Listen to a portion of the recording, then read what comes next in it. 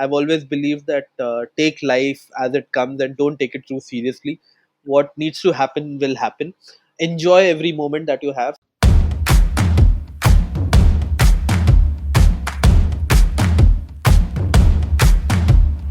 Hi, hello, namaste to all my listeners. I'm your host Sarthak Varshney, and I welcome you all to the Balls of Steel show, where you get an insight into the business mindset of the entrepreneurs. Dhandho Ni Soch.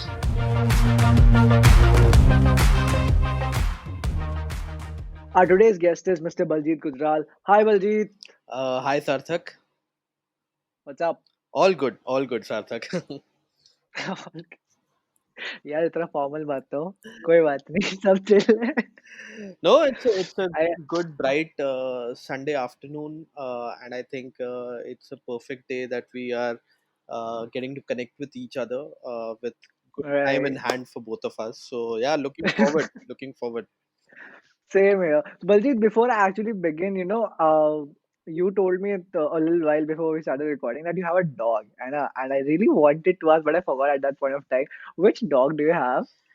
Yeah, so I my dog's name is Caesar, and Okay. he's a German Shepherd. He's a Oh, 5.5-year-old gentle giant, if I may say so. Yeah, he's quite huge in size. In fact, in quite a my social media account or my Insta account is mostly with his pictures. So people who would like to check it out, most welcome. But he is totally adorable and very, very, very friendly. Unlike oh most wow. German shepherds are very aggressive. So, but he's Right. pretty calm, composed. You can get a scoop of ice cream and you can steal anything from my house. Oh my Yeah, God. Oh yeah, my God. yeah. So yeah. Oh my God. Yeah, even I love dogs, so I was very intrigued to know that you have a dog. So that's great to know.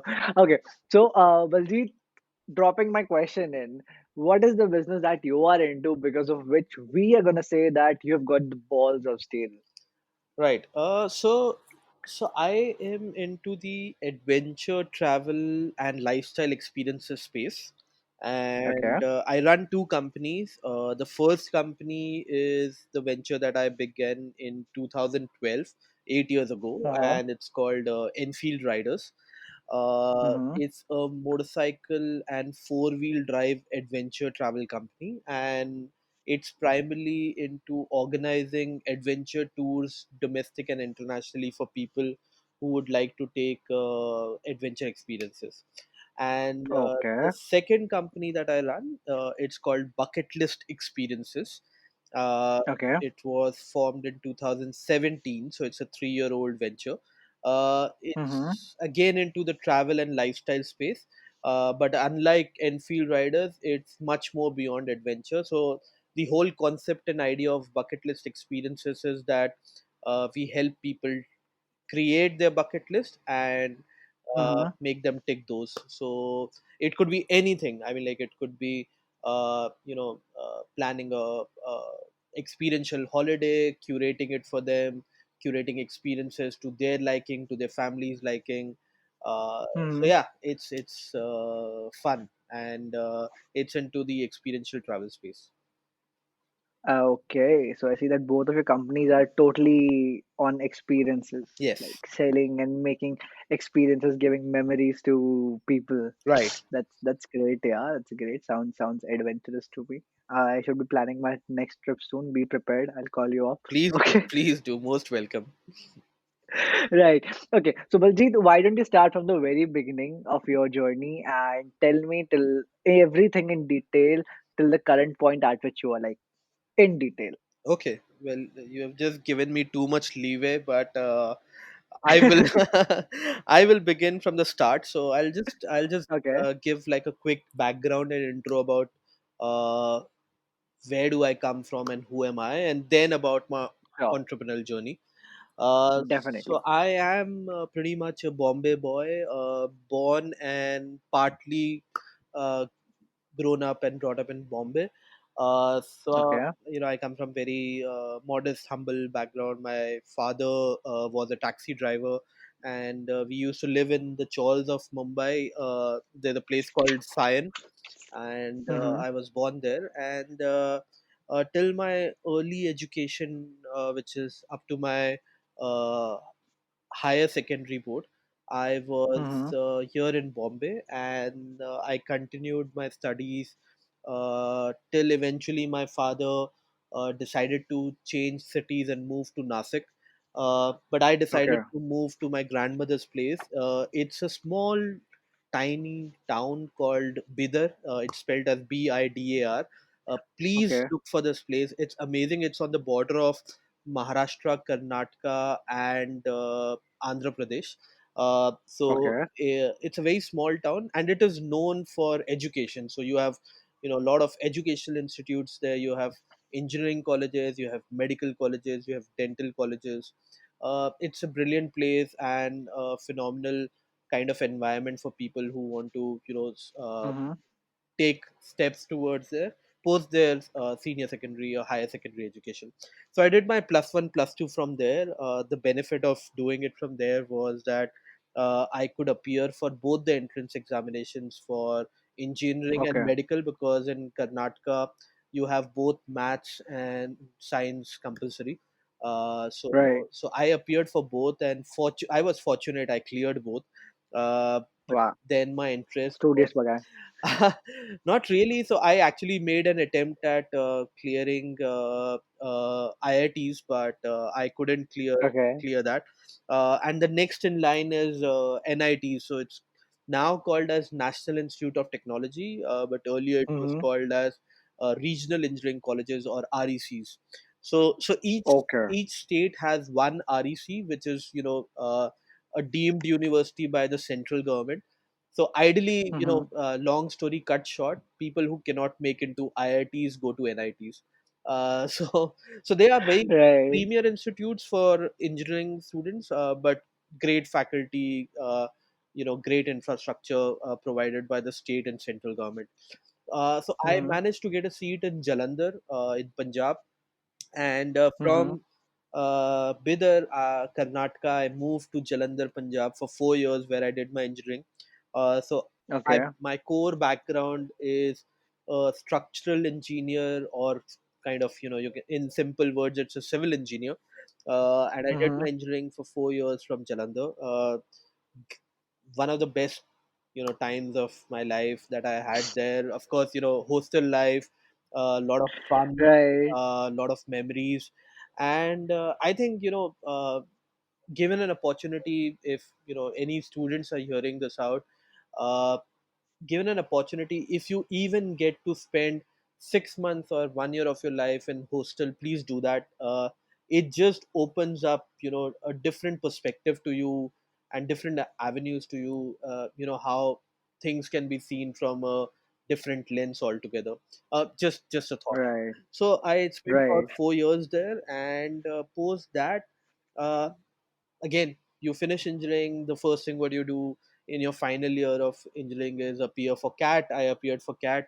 Again, how I Mm-hmm. couldn't clear IITs, I couldn't clear IIMs. Honestly, I was never like that kind of studious student who could clear it, but I gave it a shot. And Uh-huh. then my father said, "Okay, what are you going to do now?" So as I said, I came from humble background. My father was, running a small business by then here.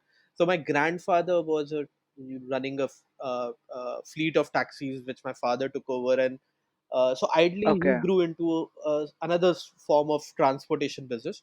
So he Okay. said, "Okay, what would you like to do?" And I was like that. I don't think I have the skill to do business, and I would eventually want to just do my maybe a MBA and look for a job. And he was like, "Okay, fine, Mm. sounds good." And knowing, coming from average typical middle class background, uh, Mm. I said I would like to, not get too much burden of taking a loan, education loan. So what do I do? And eventually, Huh. as things would have panned out, I gave it a shot in applying in foreign universities, and I was lucky that I got through a university at Oxford, called Oxford Brookes University. It's a Brookes Business School, where I Right. got through for my masters in marketing. and I moved to Hmm. Oxford for about 2 years. So that was straight Okay. after my engineering. Went there, finished my masters, and then post that I worked in London for about a couple of years as a investment banker. So uh, it just happened that I got a banking job. It was never my intention to look for jobs in a bank, but the Hmm. first kind of job I could grab my hands at, I just took it. And that's how Okay. my journey began, that I actually started my career working in corporate sector internationally. And Okay. I was doing well. I was, roughly, I remember I was probably 24, 25 by that time. And I was happy being in London, earning a good salary. I could send back money home. I had a good, decent Hmm. lifestyle. I could take international vacations from there, travel to Europe. It was fun. It was a good time. But somehow I had this feeling that I should get back to my home country. I don't know why. Hmm. Probably I was either homesick, or I felt too much of, not you feel that sometimes you don't belong to a place. And so for Hmm. work wise it was great, but I think my home calling was there, so I just moved back to India in 2007. Okay. And I just packed my bags, moved back here, and came back to this beautiful city again, Mumbai. And I said, okay, let's look out for jobs. And since my experience was in banking, I again looked for opportunities in banking, and I got through with some really good banks. Hmm. So I worked for ICICI, then I worked for Axis Bank. I was working for Standard Chartered for a few years, and then eventually I got an opportunity to work with a Swiss bank called UBS. Okay. Overall I spent about good 6 years, 7 years in banking. My God. uh, so Okay. so investment banking, wealth management was something that I was thoroughly experienced at. uh, it was amazing. I mean, like, being in this city again, working with a white collar job, making a six-figure Hmm. salary by the time I was in my late 20s. I could, buy a decent car, buy a house in Bombay, which made like Wow. a hell lot of difference. I So, know. so I was like, wow, this is going great. And eventually, I got married in 2008 and uh, Okay. 2009, and that's when Okay. I continued working in the banking sector. By 2012, I came to a point where I just decided to hang my boots, because uh, it's not that I was not enjoying my corporate stint, but I Hmm. always felt that I had got too much in my comfort zone. When you Hmm. know that okay, so you are a manager, you move to a senior manager, now you move to a assistant vice president, you move to a vice president role, you move to an associate director role, you move to a director, and so on and so forth. So Wow. every Okay. year the promotions are happening, your increment is happening, you have getting a good bonus in your bank account, everything is all set. uh, Hmm. but at some level I felt that there was something more that I wanted to do, rather than just doing the usual. and uh, Hmm. and accidentally, so me and my wife, we used to do a lot of road trips when we used to get vacations during our corporate. So she was a teacher and I was a banker, and whenever we used to have our vacations, we used to match our dates, Okay. plan a holiday, fly to maybe Bangalore, or fly to Delhi, or fly to Chennai. And Okay. fortunately, I had friends across India, and I used to fly to those cities, meet those friends, spend about a day with them, and then just ask Hmm. them for their bike. And they were like, bike? You could rent out a car by then, and I was driving a car myself. But I was like, no, Uh-huh. there's a different fun in exploring places on a two-wheeler. And I used to take a Right. bike from them and then just get out of the city, like about a 6 hours, 8 hours ride, and explore places which were, more, uh, not on your Google Maps, or not, you know uh, like a kind of touristy destination. And that's when this whole thing began, when you took that 4 5 days offbeat kind of location, come back to the city, fly back home. And every time that happened, I said, I wish there was somebody in India who had an organized Mm-hmm. structure where I could just go rent a bike, who could help me plan my holiday, who could give me logistic support. There could be a technical support team, that what if I have a flat tire, or if the bike breaks down, or if there is a minor accident.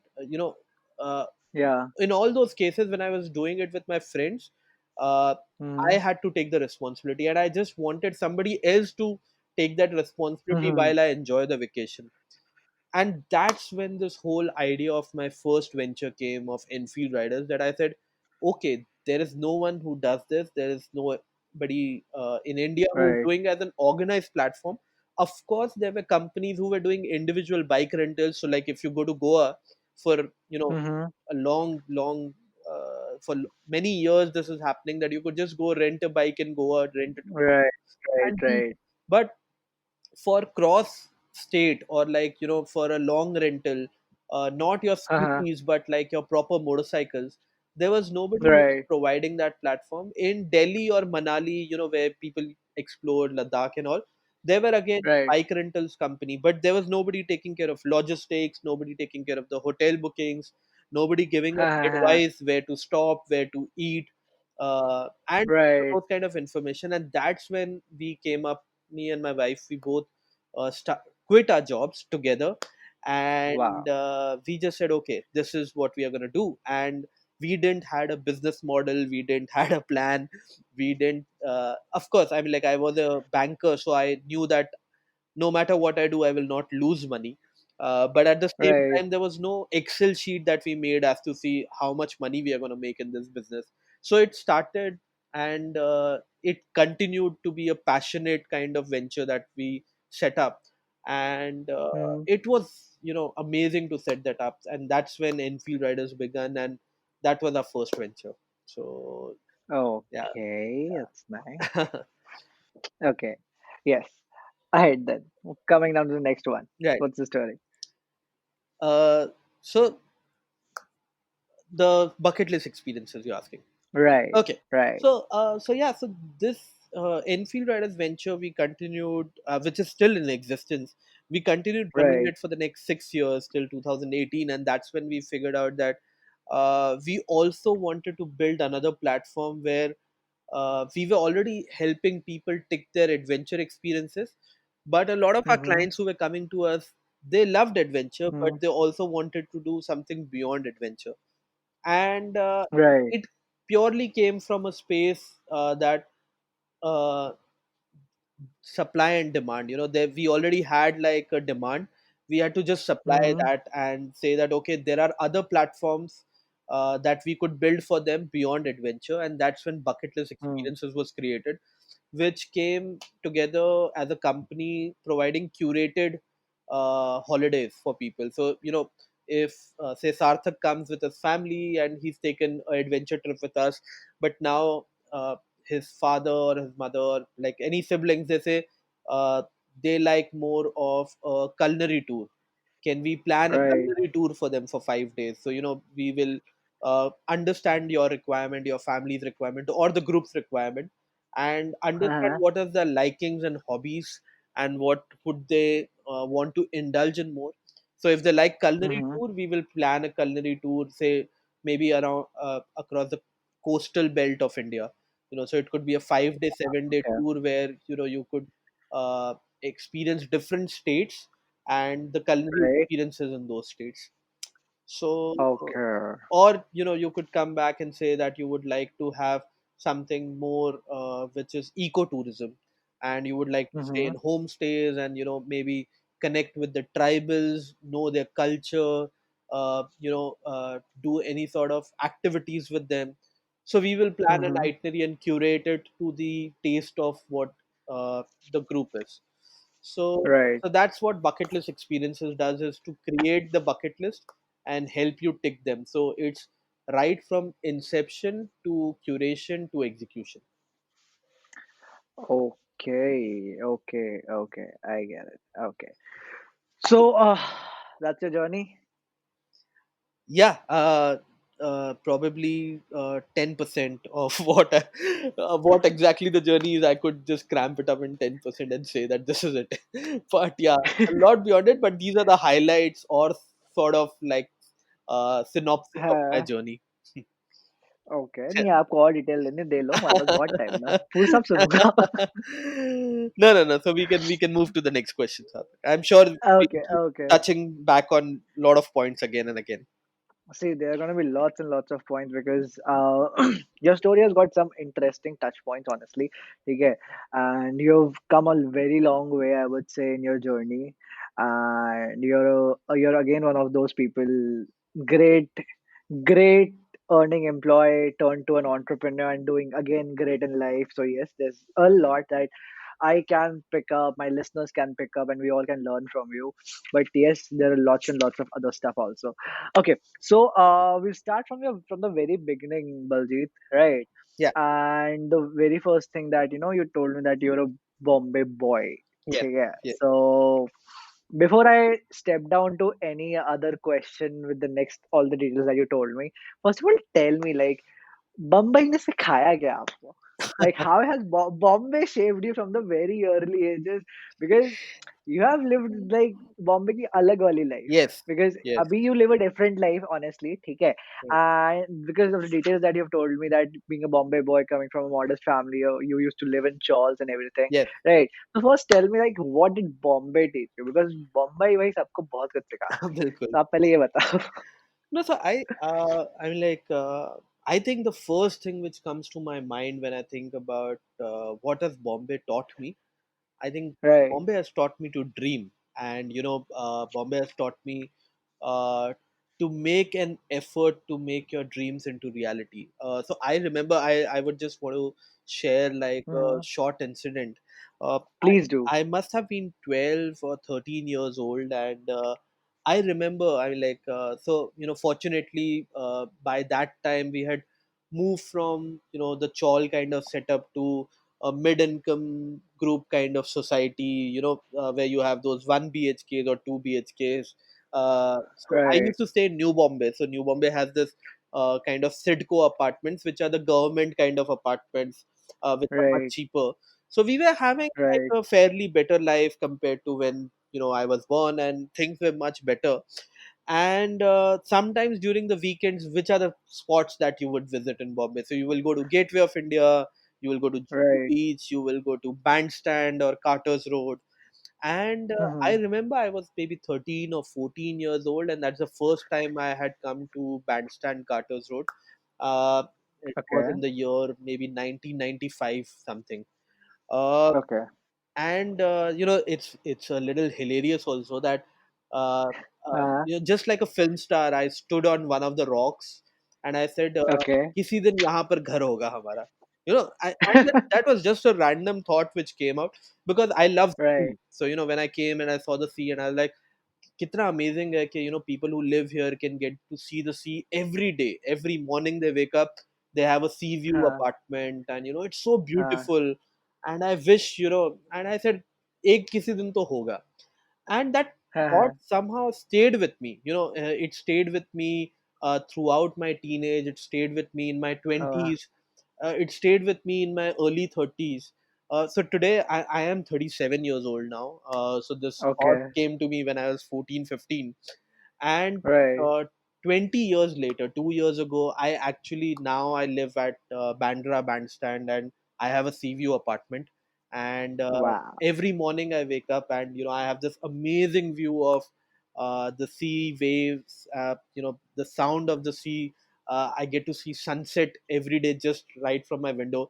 It's such a beautiful feeling, and it's so humbling to feel this, that this city taught me to dream. And I pursued that dream somewhere. It was not like uh, कि घर जब तक नहीं होगा मैं कुछ नहीं करूंगा, but that dream stayed हाँ, with me.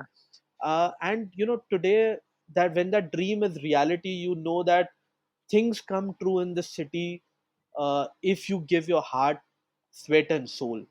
So I did that, and I think the Uh-huh. city gave it back to me. So I am really, really humbled and really feel, you know, very, very.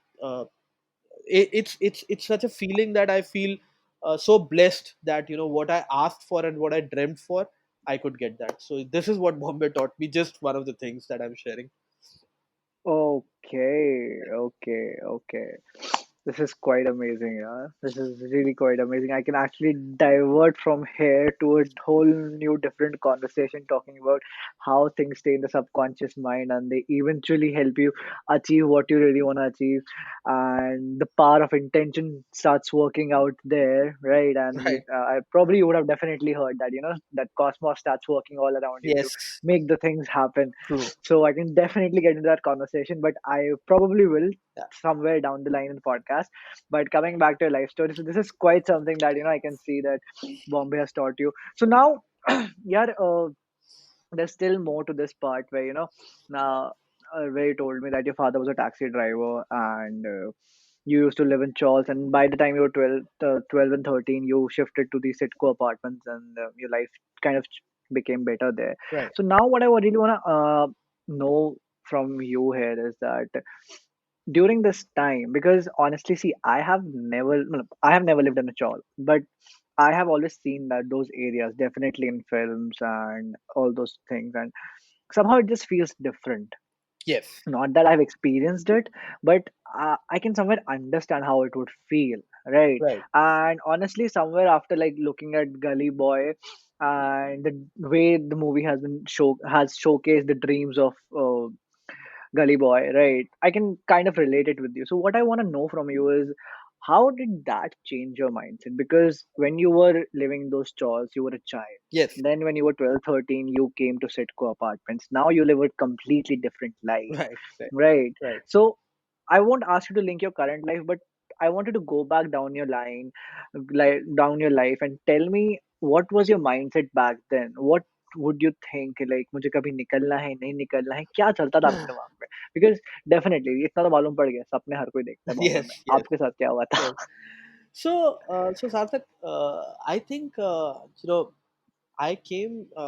So I mean, like there was a slightly also other interesting story to the whole Charles part was that please tell me so I came from sort of a broken family background. So my parents got divorced pretty early, and okay my father got remarried. So I had an elder sister, and then my father got okay remarried, and then I had a younger sister as well. Uh, okay and at some level, I was always very clear that probably everybody will move in their life ahead. They will have their own respective paths. And I mm-hmm. chose my path at a very early age. I don't know how that understanding came to me. I sometimes still wonder that, Mm-hmm. at an age of 13, 14, can you think through that? But I think at a very early age, I came through an understanding that if I need to make a difference to my life, I need to Mm-hmm. make my foundation strong by getting well educated. I'm like that was my only goal. So I was Okay, not one of the brightest student. I was never like a 90% or a 80% also. I was a right little above average. I used to score between 60s and 70s at the best. mm-hmm. Mm-hmm. Even when I appeared for my engineering entrance, uh, I was very fortunate because there were only 100 seats, and my ranking was, in 20,000. And somehow Okay. I, clinched the 99th seat. So I was lucky there. Oh my God. and Okay. and even in my engineering, I was never the topper in my class or never even among the top 20%. In fact, Right. I flunked quite a bit. So in my last semester, in my eighth semester, my Uh-huh. final year, so every semester Uh-huh. has about six subjects that you need to clear. Right. And by that time, my the amount of subjects that I had flunked, I had 14 papers to clear in my last semester. So eight that What? I have, yeah, eight that I have flunked, and six that I had to clear in that fresh semester. And पढ़ाई बिल्कुल नहीं की थी क्या bilkul nahi. Engineering And all my very close friends used to just tell me one thing, that यार 4 साल में engineering complete कर ले बस, don't take this forward, because once you don't clear in 4 years, it's not हाँ, gonna make sense. I don't know. हाँ, So, हाँ, so I think somewhere, my focus, and it was not that I was, I think I was a little careless also, but at the same time, it was a different combination of determination. So I was like, yeah, right, engineering to 4 साल में ही खत्म करेंगे, and I cleared those 14 papers at one go. And my I God. cleared my engineering in 4 years. And then, to a lot of my professors' surprise, when I got actually through Oxford, they were like, अभी तो तू 14 paper clear नहीं कर पा रहा था, और now you're going to Oxford. So so it Right. was very different. So I was never a very studious guy. I was very determined. Since Hmm. childhood, my focus, to answer your question, was always Right. that I need to carve my path for myself by being accountable and responsible, by laying the Hmm. foundation. And for me, laying the foundation was getting my education right, and which I did. I think that when I had that thing to fall upon, so even when I was Hmm. taking the plunge at entrepreneurship, how relatives or mostly society is that they will come and tell you that, अरे ये क्या कर रहे हो, you are an investment banker, you are doing well for yourself, अब ये कहाँ तुम जाके धंधा शुरू कर रहे हो, and it's हाँ, not going to हाँ. be easy, and why do you want. And at that time I just had one thing. I said that I Right. have my education to fall back on, right? So Right. if I have nothing to do 2 years later, I will again have हाँ. something that I could fall back on. So Right. I think that really helped me as throughout my childhood to my teenage to even my adulthood, that I always believed in laying down strong foundations, so that even if there is something to crash, you have something to fall back on for sure. Okay. Okay. Okay. Okay. This is quite something that I would say that जो आप बोलो ना कि इतनी young age में कहाँ से आ गया but Yeah, I yes don't know. But या इसको पता है फिर भी बड़ा कॉन्ट्रडिक्शन है ऑनेस्टली बलजीत यहाँ पे यंग एज में आ तो गया समझ में बट फिर भी आपने हरकतें बहुत करी है बैठ के लाइक बहुत बहुत मस्ती करी है बैठ के No, I have had my fair bit of fun. So हाँ I've always been one of those students or the backbenchers who used to create nuisance, who used to have fun, who was thrown out of the class. Uh, oh my God but I think again, I've always believed that take life as it comes and don't take it too seriously. What needs to happen will happen.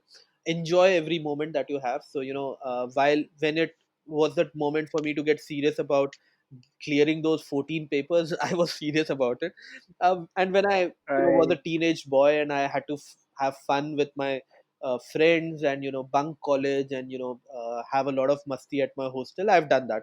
हाँ So nothing that I feel that अरे ये छूट गया या वो छूट गया. Whenever you oh have my God the moment, I think there is always the right age and stage for it, and what you can hmm enjoy at that age and stage, you will never enjoy it later. So don't ever let it pass by. That's what I've always believed.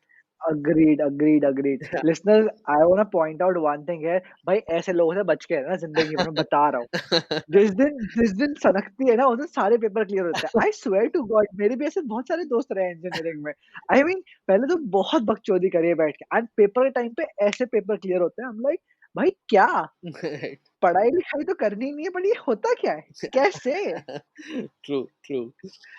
My goodness यार फिर तो आपसे डर के रहने वाली बात है बट दिस इज ग्रेट यार दिस स्किल सेट ऑनेस्टली ये स्किल सेट मेरे पास तो नहीं है ठीक है मेरे पास बिल्कुल नहीं है I will be very upfront okay this is nice. So, अब यार, now that we know that your both of your this things businesses are into experience creating Yes, businesses, yes, right? Giving memories and everything, and that you also told me कि you did your engineering from Jalandhar, Punjab. So, अब मैं एक बहुत अच्छा सा आपको link देने वाला हूँ, and I would want you to think and tell me if what I'm thinking is right or wrong, or if this actually shaped your mindset to creating those businesses or not. right, सो बॉम्बे तो चलो माया नगरी हो गई, ठीक right, है? आप जलंधर चले गए Punjab which is altogether a different scenario, correct. ठीक है? तो अब जलंधर पंजाब में तो ऑनेस्टली बहुत चौड़म-चौड़ी होती है, ठीक है? True. कि मस्त मतलब होके सब घूमते हैं, गाड़ी-शाड़ी, गेड़ी मारना बहुत होती है, Yes. ठीक है?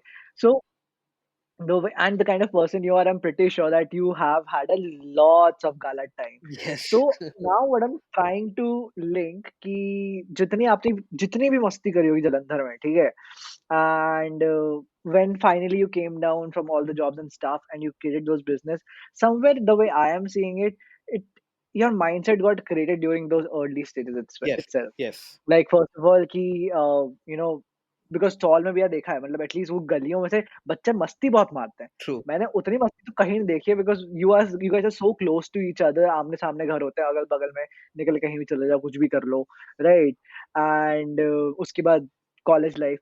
सो is it really right for me to say कि यार इन सब के एक्सपीरियंसेस से somewhere got into your subconscious and then we you were travelling and everything was happening your business comes from this only, and if this is yes, I'm right on this, then I want you to tell me that go down the line of your life and figure out and tell me that how did it actually shape your mindset, all these different points that I gave you.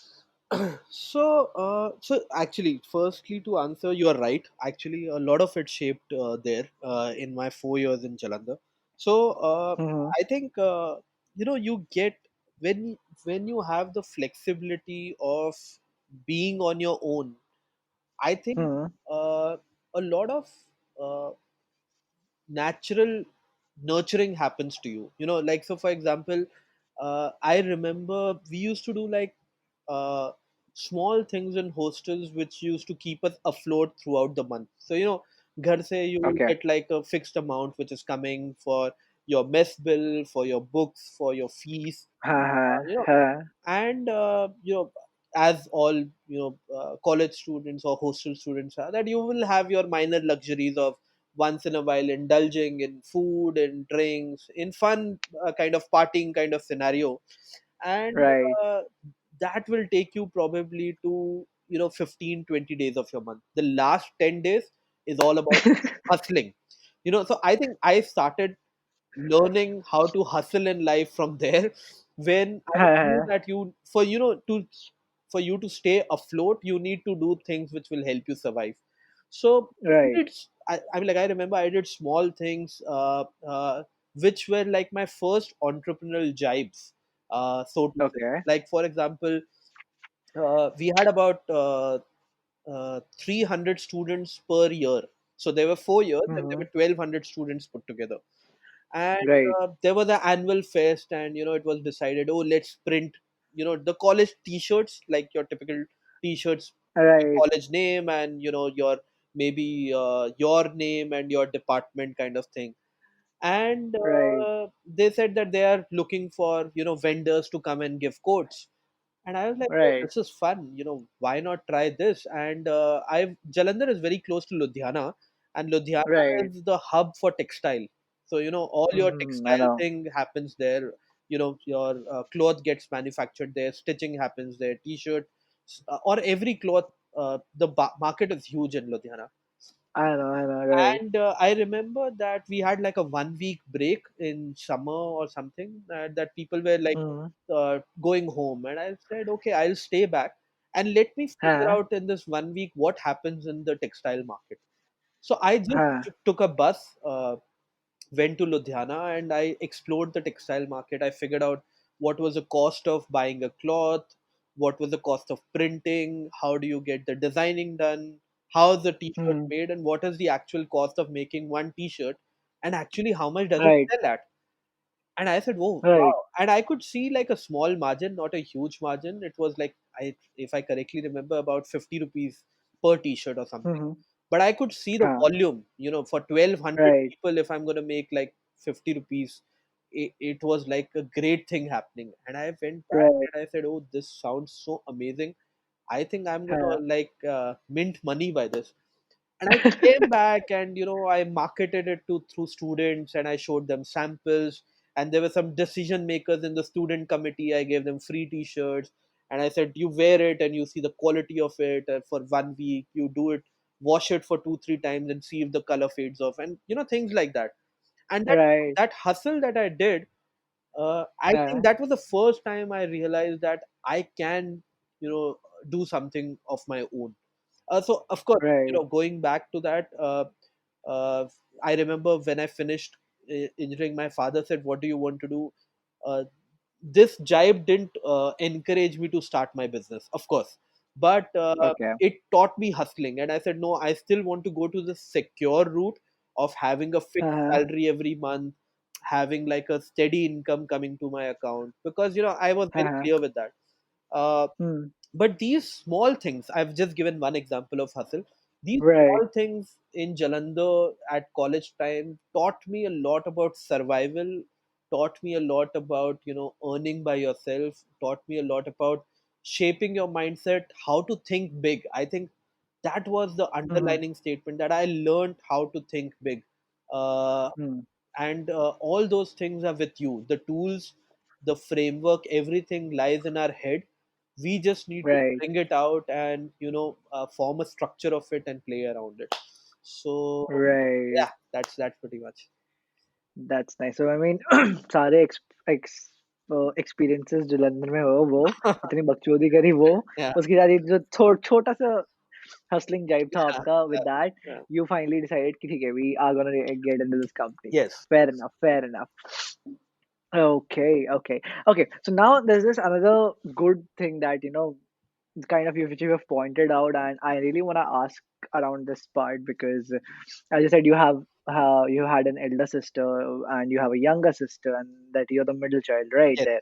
So this question actually pops up in my mind, and I would love to know that what's your mindset out there. So, being let's say with many families, the elder child has a lot of responsibilities, right? True. If not at time, and if the family is not very well to do, it's a middle class family. Many times the elder child has responsibilities, and they come with time, and the guy or the girl also realizes them, right? Correct. So now that you also mentioned that you figured that out that.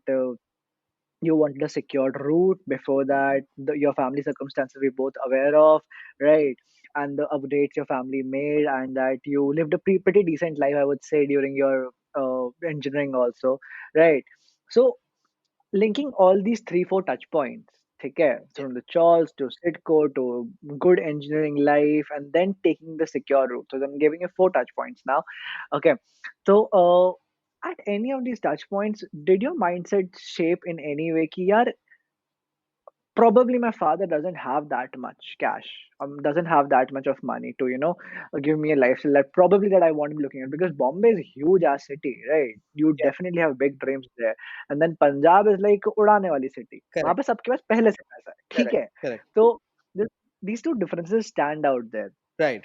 So did this thing help you in shaping your mindset towards taking a secure job कि यार शायद से इसलिए मैं नहीं लूंगा because उधर एक रिस्क फैक्टर है, और what was it, this is just my interpretation, okay, what was your mindset that actually shaped you कि नहीं यार हम जॉब लेंगे, we won't go for the hustling part even though you had a verification कि हाँ मैं कर सकता हूँ. Yes. So I think see, as a culture in our society, we are hmm. conditioned from a very early age to always look for safe routes or safe paths. Hmm. So, Right. although I didn't had too much of family interference in my career shaping, or so to say that, even someone guiding me what to do, I think Okay. somewhere that expectation was there, that, that at least one person in the family is going to be a settled person, and Right. it's gonna, like, yes, इस लड़के ने सब ठीक कर लिया, इसने 12th पास कर लिया, इसने इंजीनियरिंग में चला गया, अब ये ऑक्सफोर्ड चला गया, अब ये आके अच्छी नौकरी करेगा, अच्छे पैसे होंगे, घर सेट हो जाएगा, so that kind of hmm. conditioning somewhere naturally comes in our society that we live in. No matter uh, how liberal minded our parents or our relatives will be, they would want to see you in a secured space, and that is fair, and absolutely fair of them, Right. because Right. they care for you. uh, Right. I think that conditioning somewhere subconsciously puts you on a back foot, saying that हाँ मुझे भी यही route पे जाना है. So, also when you're seeing all your other friends, so like when I passed out of engineering, I think hmm. 85% to 90% of my friends took up jobs, whether Right. they were computer engineers or they were mechanical engineers. Less than about 10% were going for their masters. And those Right. also who could go for masters were the ones who were actually could afford it. Spending about, Mm-hmm. I at that time I remember when I did my masters in 2004, Mm-hmm. MBA in India was costing about 6 to 8 lakhs at that time. Whereas Okay. the one that I was taking at Oxford was about 12 lakhs in 2004, Right. so which was almost double.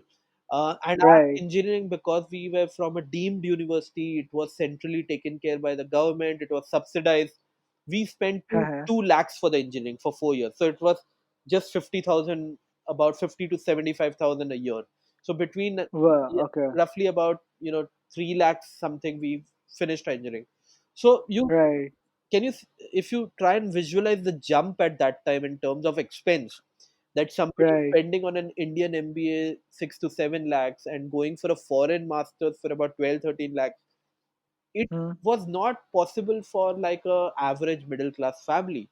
They would want Mm-hmm. to see that now you have got through engineering. And at that time I remember the packages were decent because we were from good colleges. The Mm-hmm. packages immediately after your engineering were about 4 lakhs or 5 lakhs a year.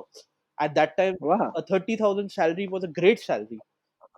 Right. So Right. Right. to see that, are you going to make 30,000 a month or 5 lakhs a year versus are you going to spend 12 lakhs a year?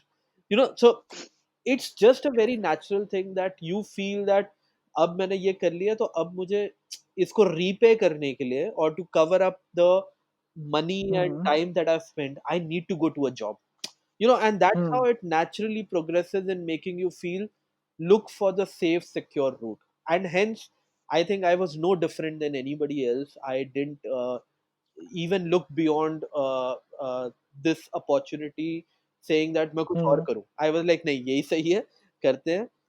So I took a loan. I took a almost 80% bank loan, and Okay. I worked for about 3 4 years, and I could repay that fortunately because my salary was good.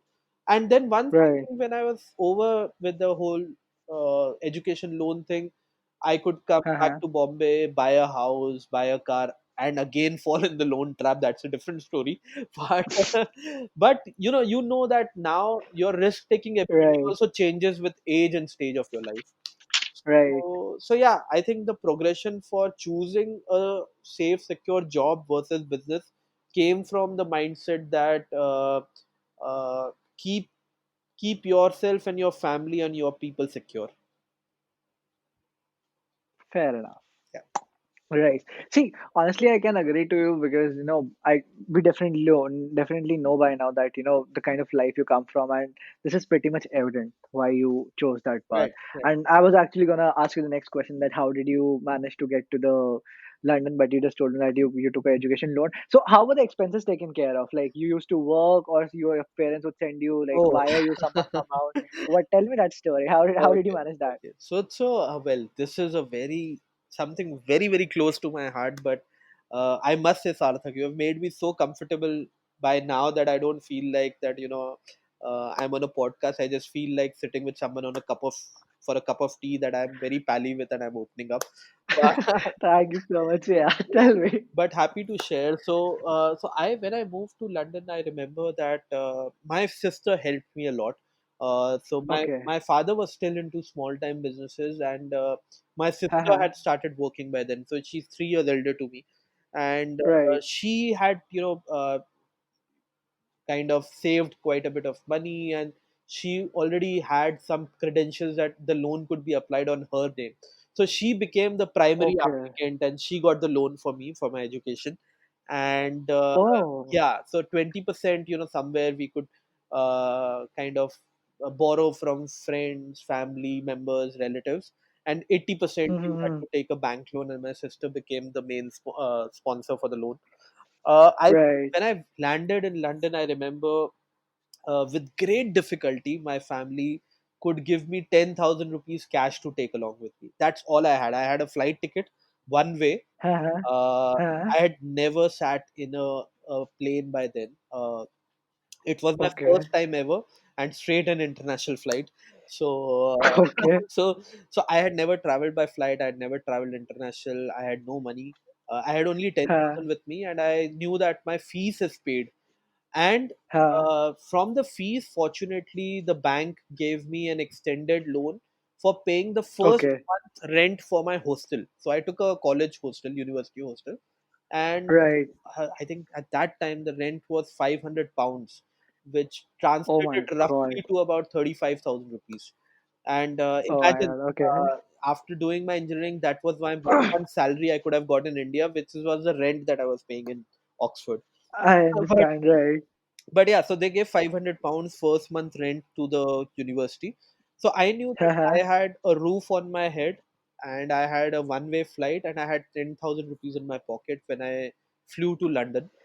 And I Right. reached there, and my world changed from then, because I think uh, when you become more exposed uh, and vulnerable to things Right. that are beyond your control, that's when your Right. true strength comes into place. Because you know that you have nobody to fall back on. You have no backing. You're all by your own, and it is like Right. the survival instinct that kicks in you. So I knew Right. that every student finds a part-time job to keep themselves functional. It's a very normal Right. scenario in most European or UK based countries, and so most Right. university students, they come and work part-time over the weekends so that they have Haha. cash for paying their rent and running their monthly expenses. Right. But what I knew was that I had everything, but I didn't had time in my hand. So I knew that my first month rent was paid, so I need to get a job ASAP as soon as I land, Right. so that Right. from the second month I have to fetch my rent myself. So I need to get a job as soon as possible. Uh, Right. so I landed, and that 10,000 rupees, I don't know, it evaporated in like less than a week because everything was so expensive. I Right know. from buying a sandwich for lunch, because that was the cheapest thing that you could afford. And it's a Right. very natural thing, when you go abroad for the first time, or even now when I go, Huh. I think most Indians, we do this thing that we start converting it into rupees. So I know. so I went to the university cafeteria, and you get subsidized food there for students. Right. And the Right. cheapest thing was a sandwich, which was like horrible tasting, but that's a different thing. £3 was the sandwich, and you could calculate, oh, £3 into 70 rupees, and those are the six sandwiches. And you can't, you you don't feel like eating, because ये ना ही इससे आपका पेट भरने वाला है, और ना ही Huh. ऐसा है कि ये बहुत सस्ती है. But you get accustomed to it, and then eventually, that 10,000 rupees evaporated in basic things like taking a Huh. bus pass for the university, uh, getting Right. some a duvet, because I when I went there it was extremely cold. So they Huh. just provide you with bed sheets and mattress and pillow. Okay. So you have to get your own Huh. duvet and all. So I had to go get that. So slowly all those things, you realize that you become efficient to handle money. You know Right. that how much do you spend because you're not earning, or eventually you know that how much are you earning, so how much should you spend. So I learned Right. that while during my college life, and then during my university life, that I started working in a newspaper store, because Okay. they were the only people who said that they will pay me weekly, because all other jobs, they said that they will be able to pay fortnightly or monthly. So Okay. I couldn't afford that, because I knew that at least for 2 months I need money every week, because I need food to buy. Huh. Monthly rent I can pay at the end of the month for to the Huh. hostel, but food I need every week, and if I don't get paid Mm. weekly, so I remember I used to wake up at 5, walk for about 1 hour, because the store was a little outskirts, and there were Oh no my God. buses. The Okay. buses used to start at about 5:45 or 6 o'clock. So 6 o'clock was the Huh. reporting time at the newspaper agency, and I used to pick Huh. up newspapers. जैसे हम India में देखते हैं वो जो cycle पे newspaper फेंक रहा होता है, Right. Right. सॉर्ट ऑफ वैसा वाला जॉब था न्यूज़पेपर डिस्ट्रीब्यूशन का मेरा. And I used to Huh. work there 6 to 9, because 9 o'clock was university. And then I used to go to the university from 9 to 4, and then come back and work in another general store or departmental store close to my Huh. hostel from 6 to 9 again.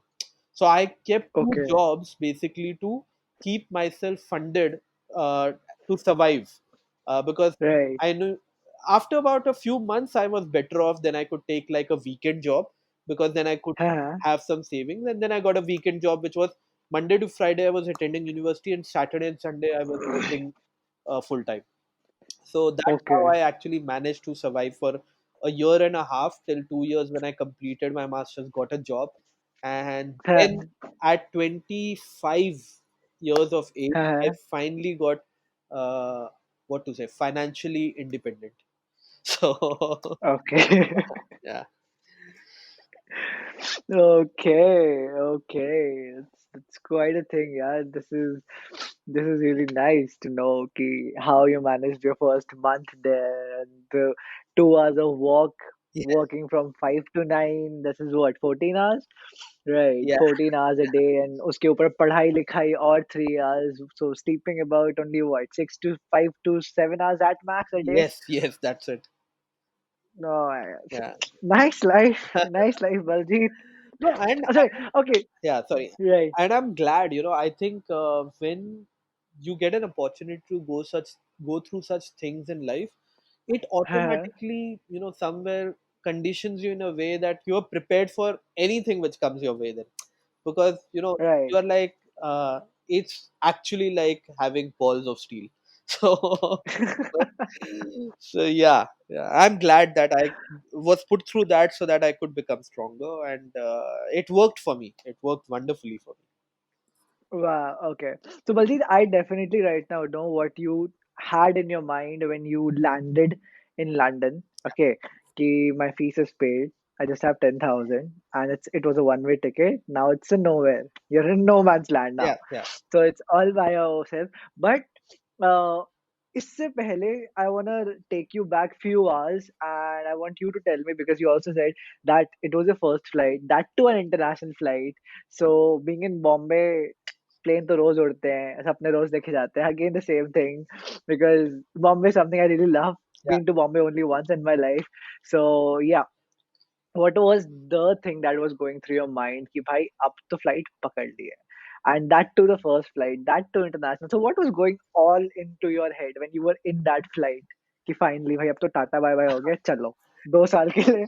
No, I think, see, somewhere, I think it's very natural for us as humans to Hmm. basically always anticipate that जो होगा best होगा. Like, when before I could board the flight, I was like, अब तो कुछ life अलग ही होने वाली है. Now I'm gonna be in Oxford, and I'm gonna do my masters, and I will every weekend go to London, and I will, party, and I will have a that university life that I see in the Bollywood films or Hollywood films. Uh-huh.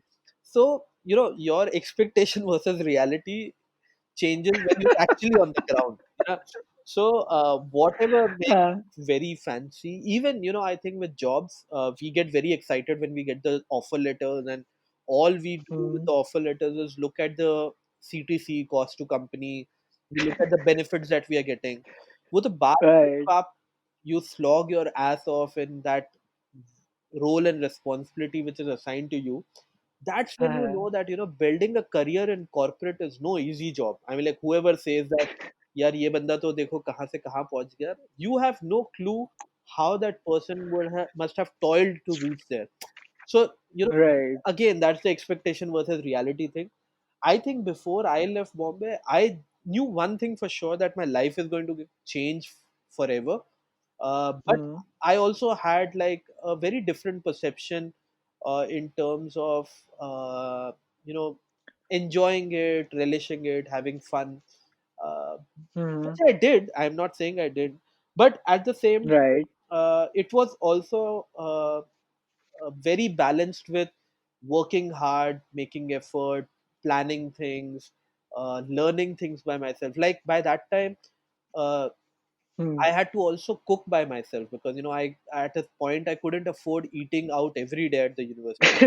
So I learned how to cook when I was actually 23. Till Right. then, when I was in Jalandhar and hostel, you had a mess, you had your Huh. dhaba outside your hostel, but there you don't Huh. have anybody who's going to cook for you, and you get so accustomed to your Indian palate that Right. आप कितना fish and chips खाओगे London में. So then you learn. So I learned how to, started with basic Maggie, but then I learned how हाँ, to make dal. I learned how to make sabzi.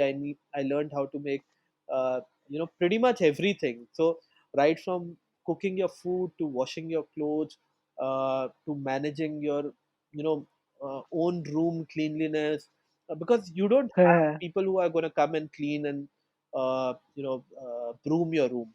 So those kind of right. things, make you more responsible, adapt you to a different environment.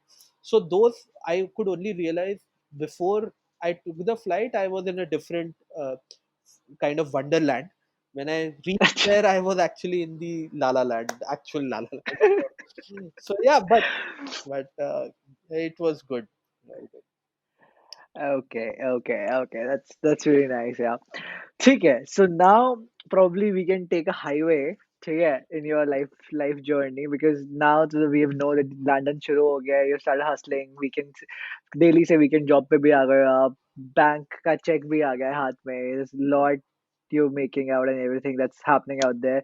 And 2000 and sorry, uh, you come back in 2007, right? Yes, yes, That's the time you come back in India with your feeling that you gotta get back to the homeland and everything. yeah. So now that you're back and you're doing jobs with ICIC Access Standard and getting all those promotions, six-figure salary, finally got married. Acha, I'll link this ahead also, but tell this to me right now only.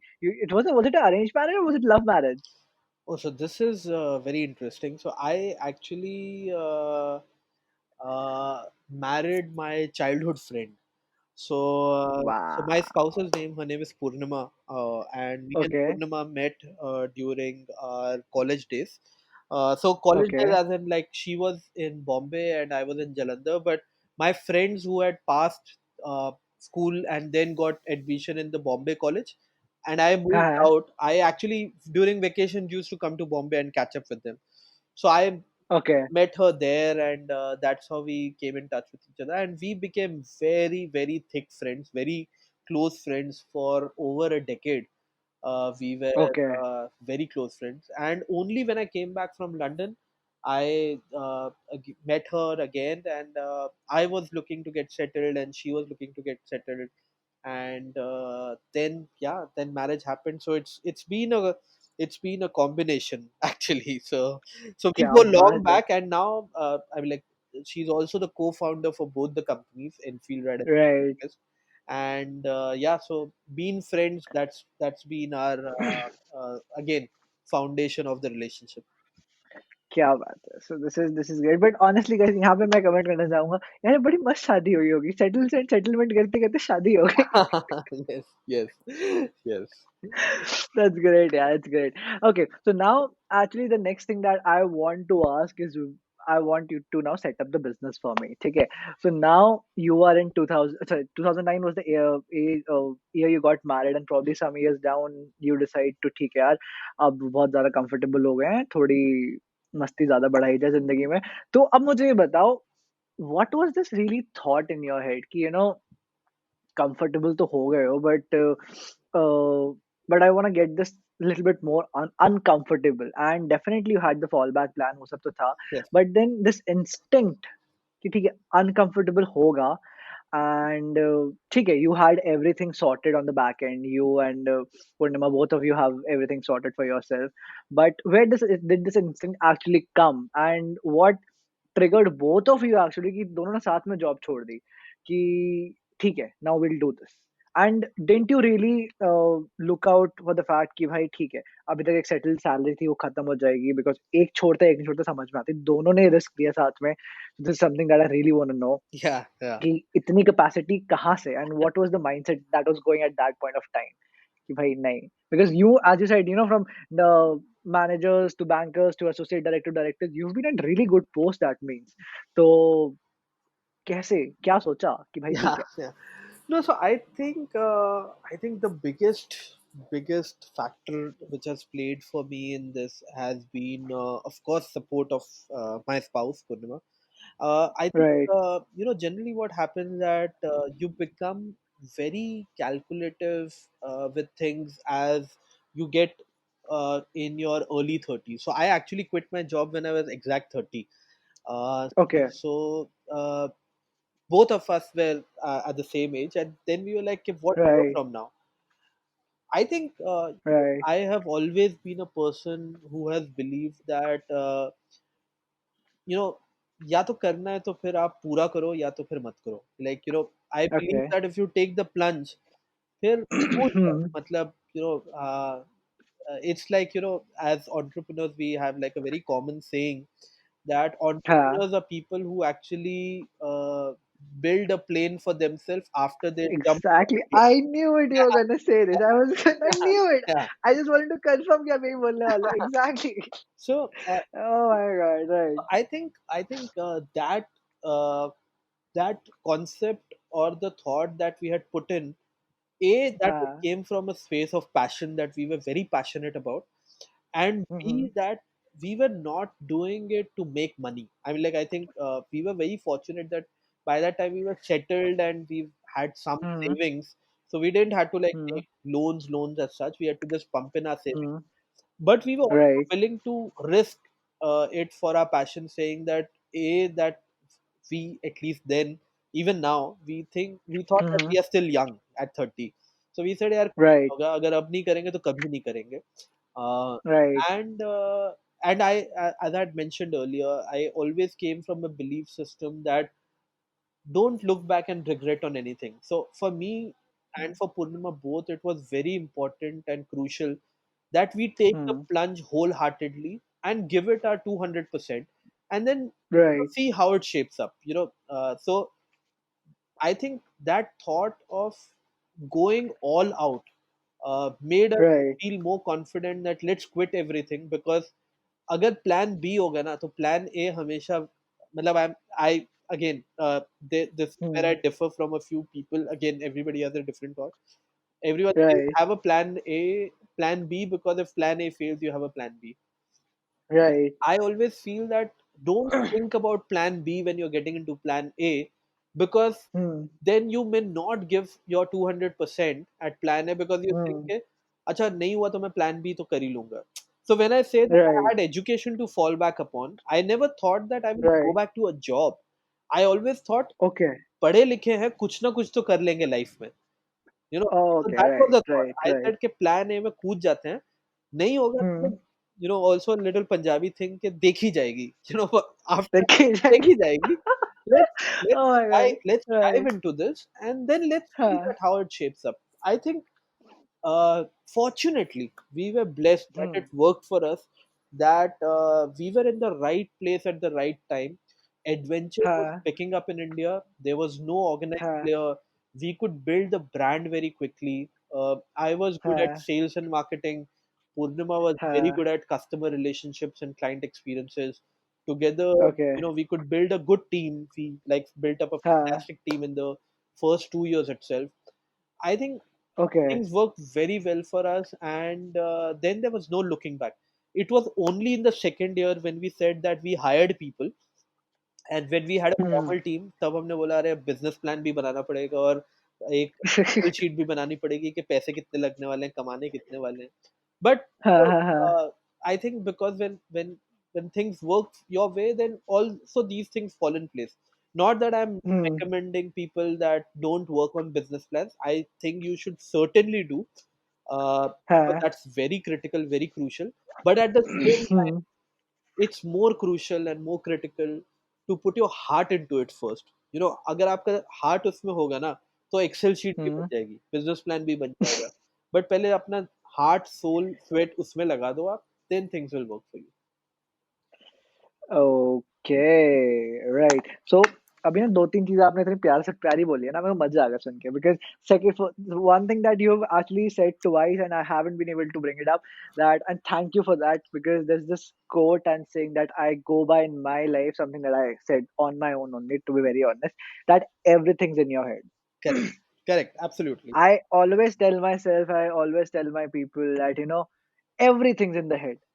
ठीक है, कोई मुझसे भी बोलता है ना बेटा ठंड लग रही है, मैं बोलता हूँ अबे ठंड सोचने से लगती है, सोचो तो है, नहीं इतना सोचो तो नहीं है. ट्रू. और ठंड के लिए भी बोलता हूँ.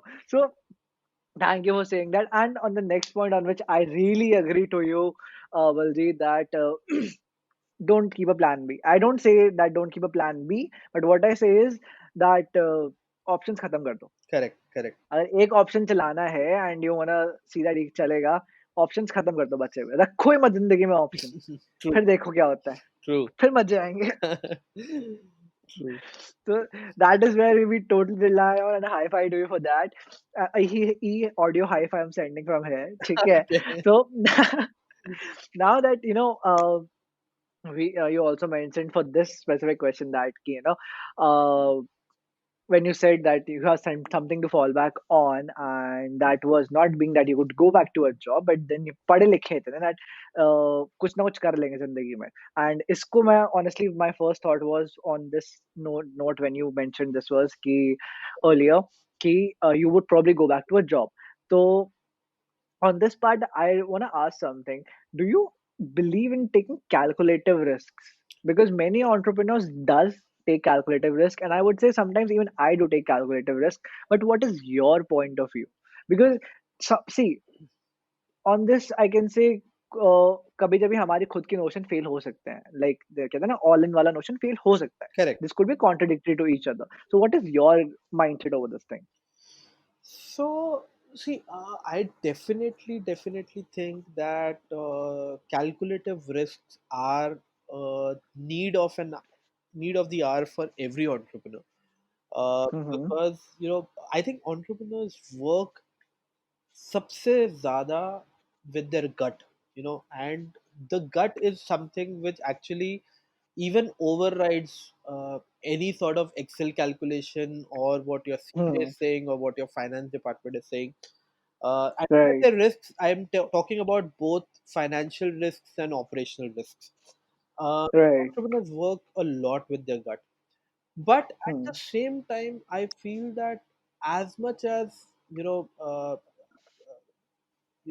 going with the risk taking ability is a great thing, be making calculations about it. I think also Right. it's very imperative for every entrepreneur to understand one thing, that risks basically come with rewards which are a byproduct of the calculation that you have done. अगर आपका Okay. Calculation है कि यार इतना ही नुकसान में ले सकता हूँ, तो आपका रिवॉर्ड भी हाँ, इतना ही आएगा. अगर आप हाँ, अगर आप बोलते हो कि मैं इतना एबिलिटी है कि I can take so much hit for my self, आपका रिवॉर्ड हाँ, भी उतना ही बढ़ा सकता है. So it is right, somewhere very proportional to it. ऐसा कभी नहीं होगा राइट, कि आपने छोटा रिस्क लिया और आपको बहुत बड़ा रिवॉर्ड मिल गया. ऐसा हाँ, कभी नहीं होगा कि आपने बहुत बड़ा रिस्क लिया और आपको छोटा ही रिवॉर्ड मिला. सो हाँ, I think somewhere entrepreneurs need to understand and realize that, which I over a period of time I could learn it. अभी मैं इसको हुँ, बहुत I'm saying this very confidently, but how many times I've fallen on my face with this whole हाँ, calculative हाँ, risk thing, I can't tell you. I mean, like, it's numerous times. हाँ, हाँ, but हम हटते नहीं है ना, हमारी आदत हो जाती है कि as entrepreneurs that is what keeps us going, that is what right, makes us take chances, take risks and say चल ये कर लेता हूँ, आई थिंक इसमें ये हो सकता है. So hmm, I think it's a very inherent thing, but being calculative in risk taking is very important for every person who's getting into entrepreneurship, for sure. Hmm, As early as you can implement it, it will be good for you, but don't become conservative. That's my definite suggestion and advice for every entrepreneur. In making calculative risks, don't become conservative. right, right, right. So, can I say that you and Purnima leaving job, was that a calculated risk? Now when I look back at it, maybe not. Maybe not. हाँ, I think also because as I said that maybe it's good that if you can, passion is great, but have हाँ, some thing to put way forward. You know. So as I said, हाँ, maybe for us we were lucky because we were in the right place at the right time and in the right business. हाँ, Maybe if I was starting up with a restaurant, if I love हाँ, food, if I'm passionate about food, I just हाँ can't take the plunge into it without doing calculations. What is the investment? What is the हाँ inventory? How much is going to be the food loss? How much wastage is going right to happen? How many licenses I have to take? हाँ हाँ We हाँ were in a kind of business where we went bluntly because there was no guideline to be followed. So we had to, hmm experiment and learn. So which could right have backfired for us, but fortunately it worked for us. But right now when I look back, and if it was any different business, then I hmm think we should have worked in a different fashion, for sure. right. Okay, so on the very same note, not getting off the topic right now, when you decided that, okay, we both are gonna take this plunge, not knowing Purnama's backstory, but at least from your story, there's several instances.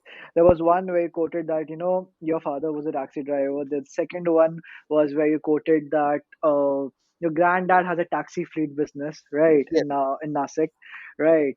So in both these situations, it comes down to being your own owner. And even though someone might not call it a business, someone might call it a business, it's still doing something which is on your own and some sort of a business transaction only, right? Right. So can I say that these things were somewhere in you कि भाई धंधा खुद का ही होगा, नौकरी ज़्यादा time नहीं चलेगी, तो I will be starting a business. So did do you relate to these connecting points in your life in saying that I guess I had to be an entrepreneur, it had to start somewhere? Do you feel so? So actually, it comes a lot as a surprise to me at a later stage that when I हाँ first took the plunge at starting my own, a lot of people who were close to me, my friends, people who knew me from college, or people who were my colleagues at my job places, they said, "अरे ये तो होना ही था." We always thought that you should be an entrepreneur. So I think that validation came to me at a much later stage.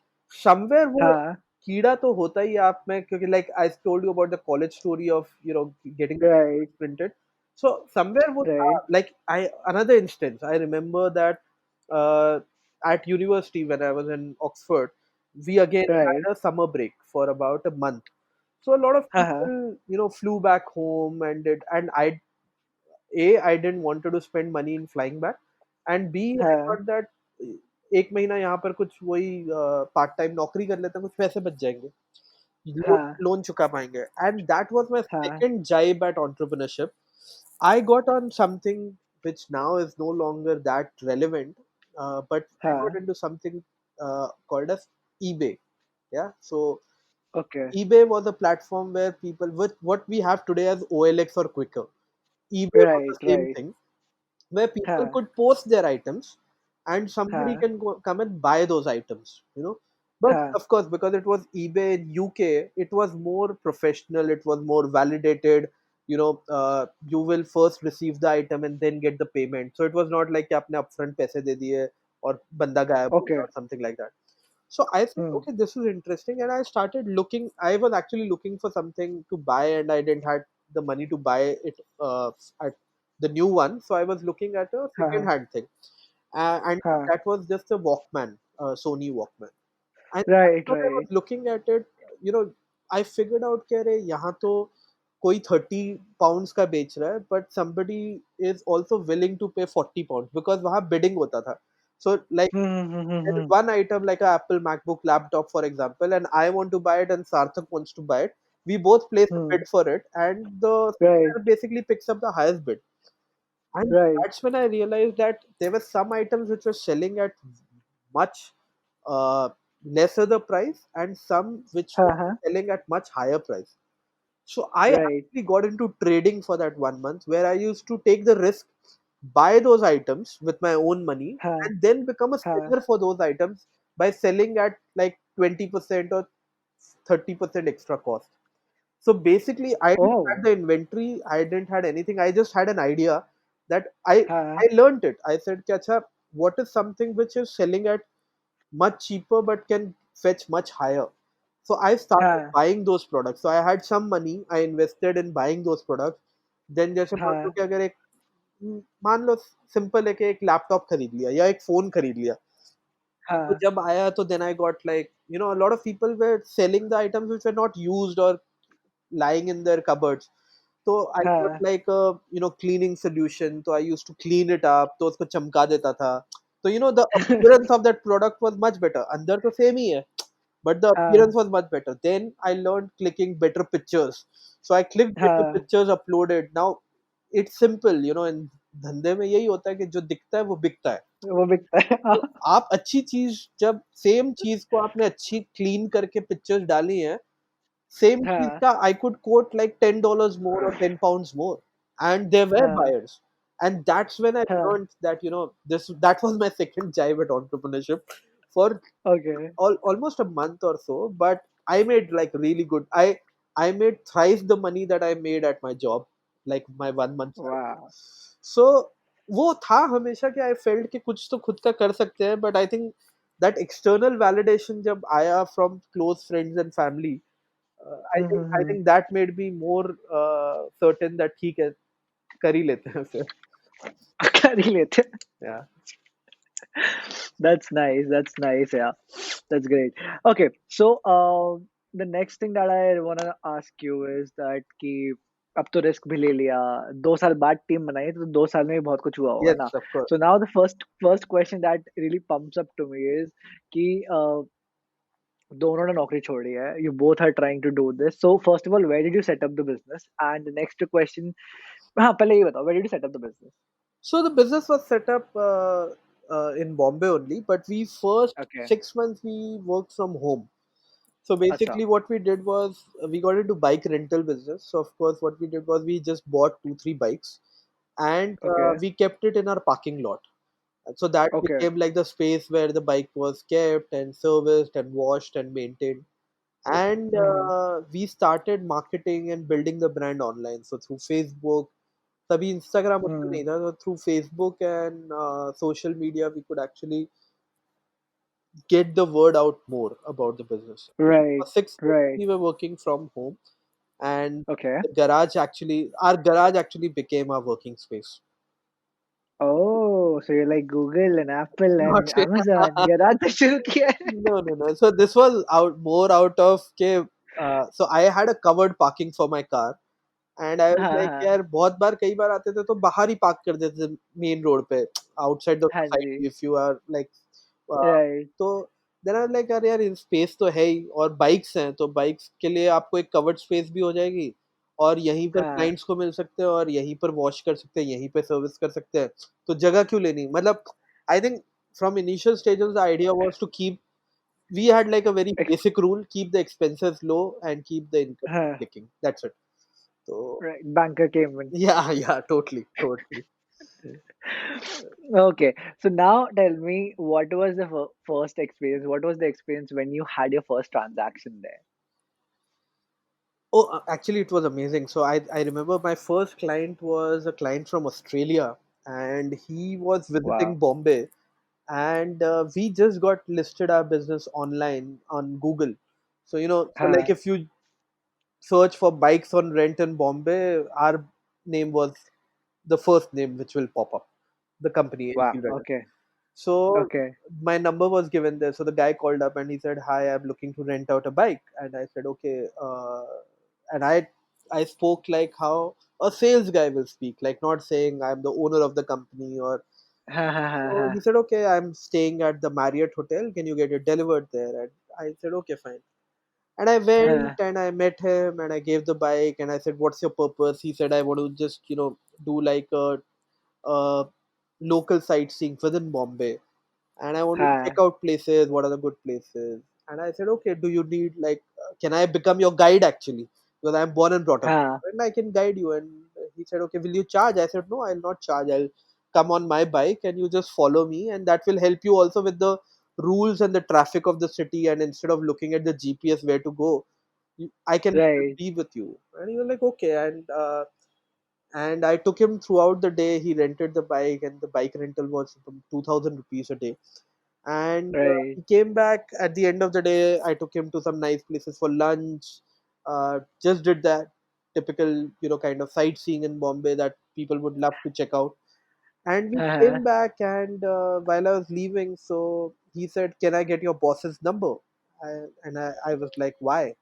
And he was like, "No, I would like to tell him that what a great job his employee is doing." And he actually tipped me 2,000 rupees. And so whatever the rental was, the bike was. So he said that this rent will go to your boss, but this tip should go to you.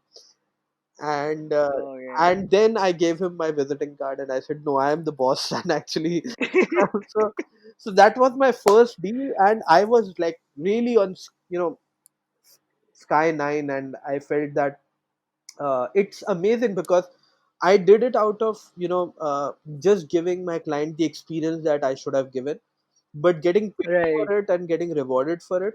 I think the compliment was the bigger reward than the cash, but that transaction is something that I'll never forget.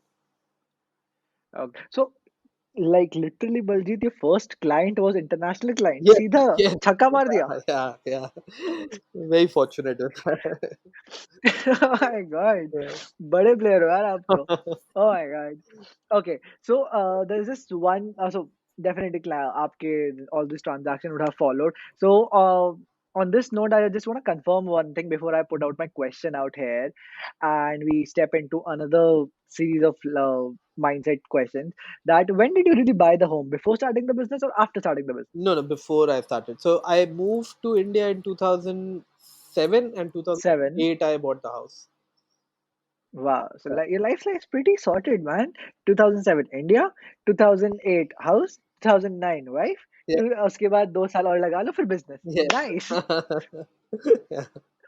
That's great. Okay. So now what I really want to ask is, although you have already mentioned it, that ठीक है, this was the dream that you stood on bandstand and ghar hoga, and then finally you live in that house with the CV apartment. I can only imagine that stuff right now. But now what I want to know is like how did that journey go through your mind? Because earlier it was just a dream, it was just a word. Now that you had it, and tell me from the point of view from the day you bought it. Registry हो गई, पैसा दे दिया, and also if you took a loan for that or not, or how was that feeling like कि भाई अब तो कर दिया. No, so I think when I moved back to Bombay, I was clear that I think I have always seen the city more of not the city of my birth only, Mm-hmm. But also जैसे हम हिंदी में उसे कहते हैं कि ये मेरी जन्मभूमि है, लेकिन ये मेरी Mm-hmm. कर्म भूमि भी है. So I have always felt Right. a connect to the city, saying that this is where I will make a living, and more than make a Mm-hmm. living, I will make a name for myself. So that's where actually that dream began. The house was a Right. byproduct, of course, and a very important byproduct. uh, Right. but I think my connection with Bombay has always been that no matter you know uh, how's in this city, it has a population of about 1.3 crores, right? And Right. they're they are face I mean, like, unless you are a celebrity, or unless you are like somebody, a film star, or a politician, or a sports person, people are not going to recognize you here. You are like just one amongst many in this city. Right. And I think Right. my dream and my ambition to be in this city was just to be known for something that I create here. And when I created the brand Enfield Riders, I just, Mm-hmm. even today, a lot of people that I meet who come to my office, and who know our company, may not Mm-hmm. know me, but they know my brand. And that's like the bigger achievement for me, that I could create something that, irrelevant whether I am there or not, the brand name will always stay. So I think that Right. whole journey culminates for me that I could create something which could solve a problem for people, could give them some kind of comfort and experience, which Mm-hmm. I just didn't want to become a businessman. I mean, like, if I wanted to become a businessman, then my focus would have always been profits, profits. So honestly, Right. the kind of business that I am in is not like a kind of a huge empire, or like a company of 2,000 people. generating 100 crores revenue. It's like a Mhm. mid-size enterprise. I'm very happy with that. To so we Mhm. could scale it from a startup today of 8 years ago today to a medium and small enterprise. Right. And it is a niche business. Adventure or experiences is a niche business. It will stay as a niche business. It will not become Right. your mainstream businesses like entertainment or wholesale or manufacturing. uh, Right. but again, the point is here the purpose. And I think my purpose was to create a brand which basically helps people in either having an experience or solving a problem, which I think Mhm. I could achieve through these two companies that I created, both Enfield Riders and Bucket List. And the Mhm. byproducts happened, that I kind of made good money, made a good name for myself, could get my dream house and everything. Of course, in Bombay, unless you have so much money falling out of your cupboard, you cannot buy a property without a loan, so it's on loan. but uh, Right. but uh, you know I think I am happy at this age and stage of life that I'm in. I've had like a 8 years tenure at entrepreneurship. It's way to go. Mhm. I still feel that we are still young entrepreneurs in this country who are in our mid 30s, late Mhm. 40s, who can build substantial kind of businesses in the coming decade. And there is no right time in India than Right. today than to build a business. I think it's an excellent time, excellent opportunity for people who want to become entrepreneurs. But they should Mhm. be ready and prepared that it is a difficult journey to be an entrepreneur uh, anywhere, but in India, slightly more with with the kind of rules and laws and ease of business kind of policies that we have, it becomes slightly more Huh. difficult for us. But at the same time, whoever said that a journey for an entrepreneur is easy must have just seen some lousy film. Uh, but uh, but the reality is that if your purpose is aligned, and I cannot say that I knew my purpose since day one. I discovered my Right. purpose over a period of Right. time when I could say, okay, अब revenues भी हो गए, अब profitability भी हो गई है, अब क्या करना है? Then Huh. that whole focus of saying that uh, keeping the brand growing with client experience in mind and making Mhm. others problems or difficulties become easier by solving and offering solutions to them, that purpose then aligned with the larger scheme of things of being in the entrepreneurial space. Nice. Yeah. That's nice. So, so I mean, honestly, I don't have a lot to comment on it, but it's really good to listen to this. And the one thing that I really want to put out and something that you said that एक loan तो खत्म किया education loan 3 साल में उसके बाद loan trap में फिर से आ गए थे and this home was again on loan so now that you're an entrepreneur and you know a lot of stuff about entrepreneurship and you've been an investment banker, so you know finances very well, why don't you tell me something about the loan trap and how did that loan trap some anywhere in your entrepreneurial journey affect your mindset कि भाई इधर ही EMIs भी जा रही हैं, ये भी जा रहा है, सो खर्चे लगे पड़े हैं, धंधा ऐसे भी उठाना है, फलाना ढिमकाना, anything of that sort. Did it shape your mindset somewhere or anywhere? Uh, See, I think generally on a loan bit, I mean, like, see, unless Yeah.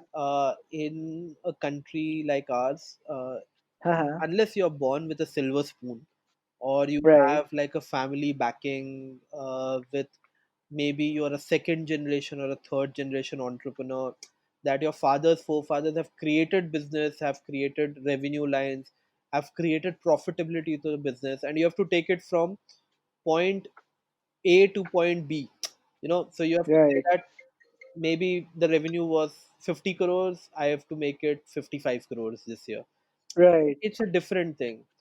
I think for Hmm. uh, generic people like me and most of the entrepreneurs that I know around me, uh, we come from very modest backgrounds and very middle class families, wherein to create things, we need to have external resources.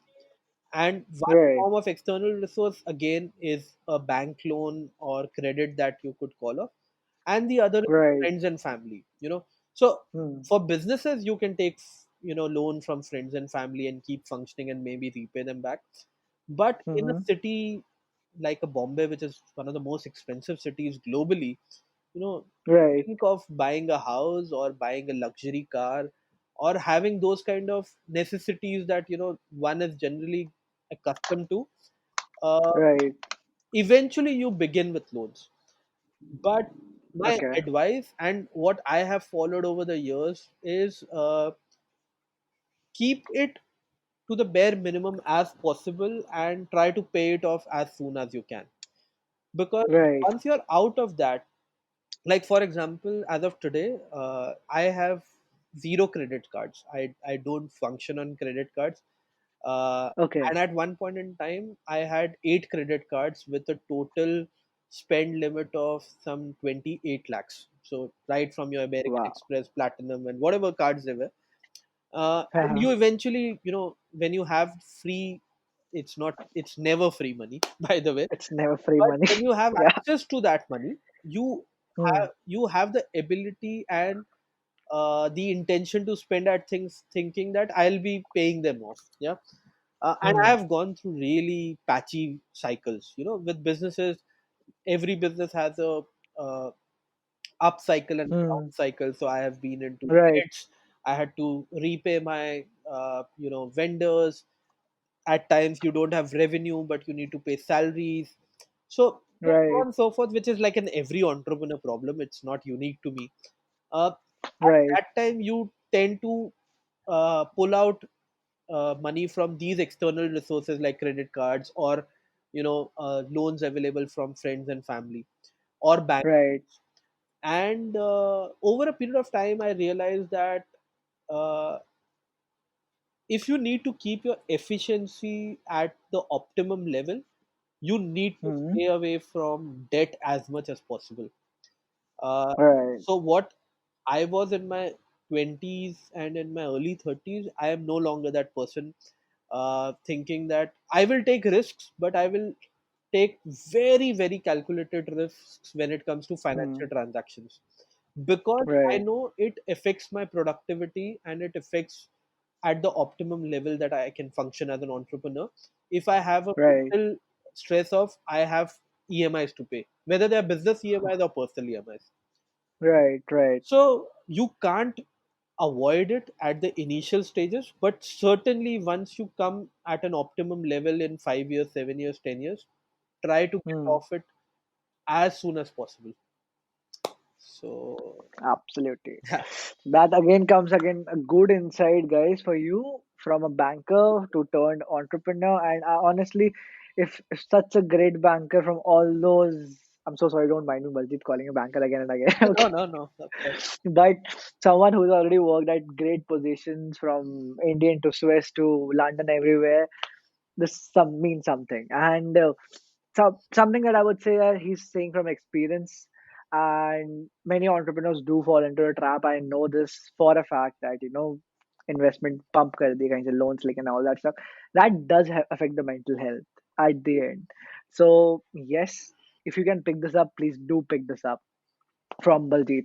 Okay, so Baljeet, my next thing that I want to ask you is that why don't you tell me one instance, because there would be definitely one instance in your entrepreneurial journey or all this long that changed you completely. That one experience that had a deep impact on you and it changed you. Uh, I think I think what impacts any entrepreneur the most, and I think it it has also impacted me in that way, is when you Right. see that your business is collapsing. So I have been into stages where we Hmm. have run into stages where we felt that the business will collapse and we have to shut down. Uh, Ah, and in the 8 year span, it's happened thrice actually. Fortunately, okay. fingers crossed, not for the last 2 years. But Okay. in the first 6 years, it's happened thrice. And Oh, the first time it happened, I think I was shook the most, because that's when you feel that you have put all your, cards on the table. You are playing with very high stakes, and what if huh, it collapses now? Where do you go? What do you do? How do you right. begin again? Uh, Somehow, we survived that. The second Okay. time it happened, it primarily happened because of an investor. So we had made some plans to scale up the business, spread to different cities, also take the operations global. Uh, Right. we were in the kind of 6 months period in the whole conversation, transaction, paperwork. Hmm. And sometimes you get overconfident that up to ho gaya ye. So Right. we started Right. everything, and we actually put our reserve cash in the expansion, saying that ठीक है अब ये तो आने ही वाला है, and let's Huh. begin. And we had put in all that, and that deal fell through the last moment. And we knew Oh, that now we'll again come to square one position with a lot of negative, because we had already invested all the surplus. So the business right. was almost on the verge of collapse. I was a little better off at that time, because the first Huh. turmoil was more. But then we sailed through. The third time it happened, Right. again, unfortunately, it was during the demonetization time, because our business Okay. used to work on a lot of cash flows. Uh, Right. so of course we took care of all the taxation and everything, but a lot of people, kind of, the sentiment was hurt after demonetization. Where people were doing kind of luxury Right. spend. So Right. Like हमारे business में हम generally बोलते हैं कि आदमी पहले salary कमाएगा, उसके बाद बच्चे की फीस भरेगा, ईएमआई भरेगा, घर का राशन भरेगा, Huh. उसके बाद मे बी एक छोटा वेकेशन करेगा, या तो वो लोनावला जाएगा, नैनीताल मसूरी जाएगा, या कूर्ग ऊटी जाएगा, Right. And then he Huh. Will say कि अच्छा अब मेरे पास सरप्लस पैसा बचा, अब मैं कुछ एडवेंचर ट्रिप करूंगा लाइफ में. So we come at the Hmm. last of the food pipe kind of thing. Right. Right. And so when the demonetization happened, the sentiment changed, and that really impacted our business. We were again on the verge Okay. of collapse. I Okay. think all those moments, especially the first time Hmm. when it happened, it changed my perspective hugely with one thing in my journey, that nothing is forever. No success Right. is forever, no failure is forever. And Right. if you're an entrepreneur, the first thing and the foremost thing that you need to learn and adapt is be ready to fail. If you're not ready to fail, Right. don't be an entrepreneur, because uh, chances are very high that you will fall flat on your face a lot of times. And Right. the only thing which will keep you going, like, and I keep telling this to so I do a lot of so I right now also work as a startup mentor, and I do a Oh. lot of sessions with college students, entrepreneurship cells across the country, Symboys, Okay. Narsi Monji, and other colleges, where I Right. meet a lot of students, and they say that sir क्या करना चाहिए जिससे I can become an entrepreneur. Right. And as a startup mentor or a business coach, I always have one advice that I have to give them, that you know uh, get into this only with uh, one mindset, that Right. अगर मुझे ये करना है तो मुझे ये करना है. There will be 50 Huh. things and 50 reasons why you should not be doing this. So the Right. excuses and the reasons will always be there why it will pull you back. The only one thing Right. will keep going you is your mindset and is your gut. Right. आप उसको पकड़ के Right. चलो, and then you see how things will turn for you. Because Hmm. failure and success is just going to be like the wave. I look at the sea, and I always take examples of the sea, that it will go up and it will come down, and then it will go again up and it will again come down. So don't Right. make that as your definition of the journey and the purpose. Hmm. Just say that there is a long way to go, and you will keep fighting till the end, because you want to make a difference.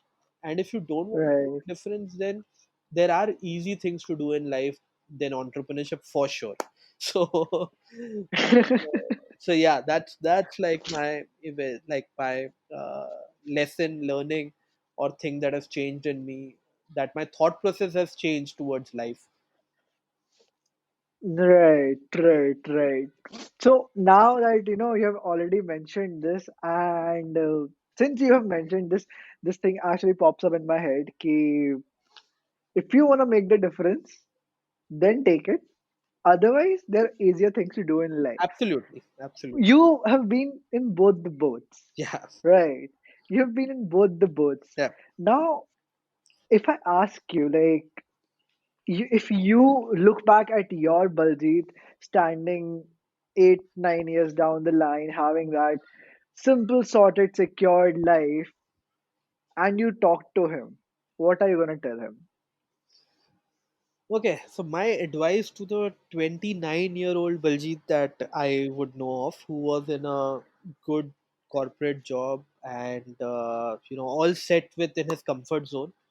Uh, Ah, my advice to him would be that whatever you do in future, always remember that don't look back and regret on it, because the right time is always now. Often when people ask me कि ये मेरे लिए सही time कब होगा शुरू करने के लिए, मैं 2 साल पैसे जमा कर लूँ और शुरू करूँ, तो आप 2 साल पैसे हाँ, जमा कर लो, फिर आप जब शुरू करना जाओगे तो फिर एक नया चैलेंज होगा। कई लोग बोलते हैं हाँ, कि मैं थोड़ा एक्सपीरियंस ले लूँ जॉब का 5 साल हम्म, के लिए और फिर मैं शुरू करूँ। तो फिर 5 साल हम्म, बाद आप पहुंच जाओगे एसोसिएट डायरेक्टर लेवल पे, फिर आपका बॉस आपको डायरेक्टर का प्रमोशन दे रहा होगा, यू नो हाँ, 2x 30% राइज दे रहा होगा, 10 लाख बोनस दे रहा होगा। then your decision हाँ, will again become difficult, because maybe you will be married by that time, maybe you have kids, and your decisions are not right or wrong, they are all apt for that situation. Whatever you decision you take at that is not right or not, it is right for that situation. So right, it's always going to be बाद में करते हैं. So if you have to do now, take the plunge and learn the ropes, because आप कितना भी prepared हो के entrepreneurship में आओगे ना, धक्के तो खाने पड़ेंगे साहब आपको. मतलब ये आप uh, रख लो कि ये तो होगा ही होगा, no matter how prepared you come. So the alright. earlier that you start, the sooner that you begin, the better it is. On this note, I definitely want to put up a quote because I'm so intrigued and so excited to say that quote. I don't know if you have read the book Baljeet, The Hard Things About Hard Things Of by course, Andrew Horowitz. of course. Right. So there's this quote that he puts up there. You can only learn entrepreneurship by being into entrepreneurship, by doing entrepreneurship. Yes, There's no other way to do it. yes. So I'm too excited to say that. And thank you so much for putting that out in such an amazing manner and bluntly. Okay, so Baljeet, although you have told me that all these three turmoils that you went through, but apart from them, is there any other failure that you want to talk about which taught you a huge lesson? Uh, so I think if I start counting failures, then probably we'll need another 1 hour 45 minutes. Podcast. Yeah, because there are. All right, I think my life and I think most entrepreneurs' life, at least, and I have a lot of friends who are entrepreneurs, so I can talk right, with experience, and we have like an open heart-to-heart chat with every one of them, like when we are together. I right. think our lives are made of failures. I mean, like what we have learned as entrepreneurs in our lives has more come from failures than from success. Uh, Success, right. but at the same time, I think the failure of losing people who are in your teams, or kind of not providing them the kind of environment that they would want to. I think Right, that is the biggest failure for any service related business. So we are in a service based business, and uh, absolutely. I think we struggled initially a lot as to understanding people expectation, what to offer them, what is something which will keep them happy, because you know we were in a business where we didn't had people coming from an adventure business to another adventure business. Like अगर आप Right, IT में हो तो आपको एक IT engineer कोई दूसरी company से ला सकते हो, या अगर आप right, हॉस्पिटैलिटी होटल इंडस्ट्री में हो तो आप एक होटल मैनेजमेंट ग्रेजुएट ला सकते हो. When we wanted exactly. to look out for people, our definition of finding people was somebody who's passionate about traveling. अब Right. अब आप इसका कहाँ से credentials लाओगे या experience लाओगे, right? So the culture that we Right. built in our company was very different because we both me and Purnima knew one thing for sure: we will not Right. build another corporate culture. We didn't want to make it another investment banking or another educational institute that we came from. Although everything was great there, in terms of money, in terms of everything. But when I talk about culture, we didn't wanted to have like a carrot culture. We didn't wanted to have Right. like a kind of office politics. We didn't wanted to have something like hierarchy. So we Right. wanted to keep a very flat structure, open door policy, people working more as a tribe than as a organizational team. So of course, team is Right. great, but when you are in a tribe, people, you know, uh, vouch for each other. They support each Exactly. other like uh, these are my own people, then my colleague. So the Mm-hmm. style completely changes then. Right.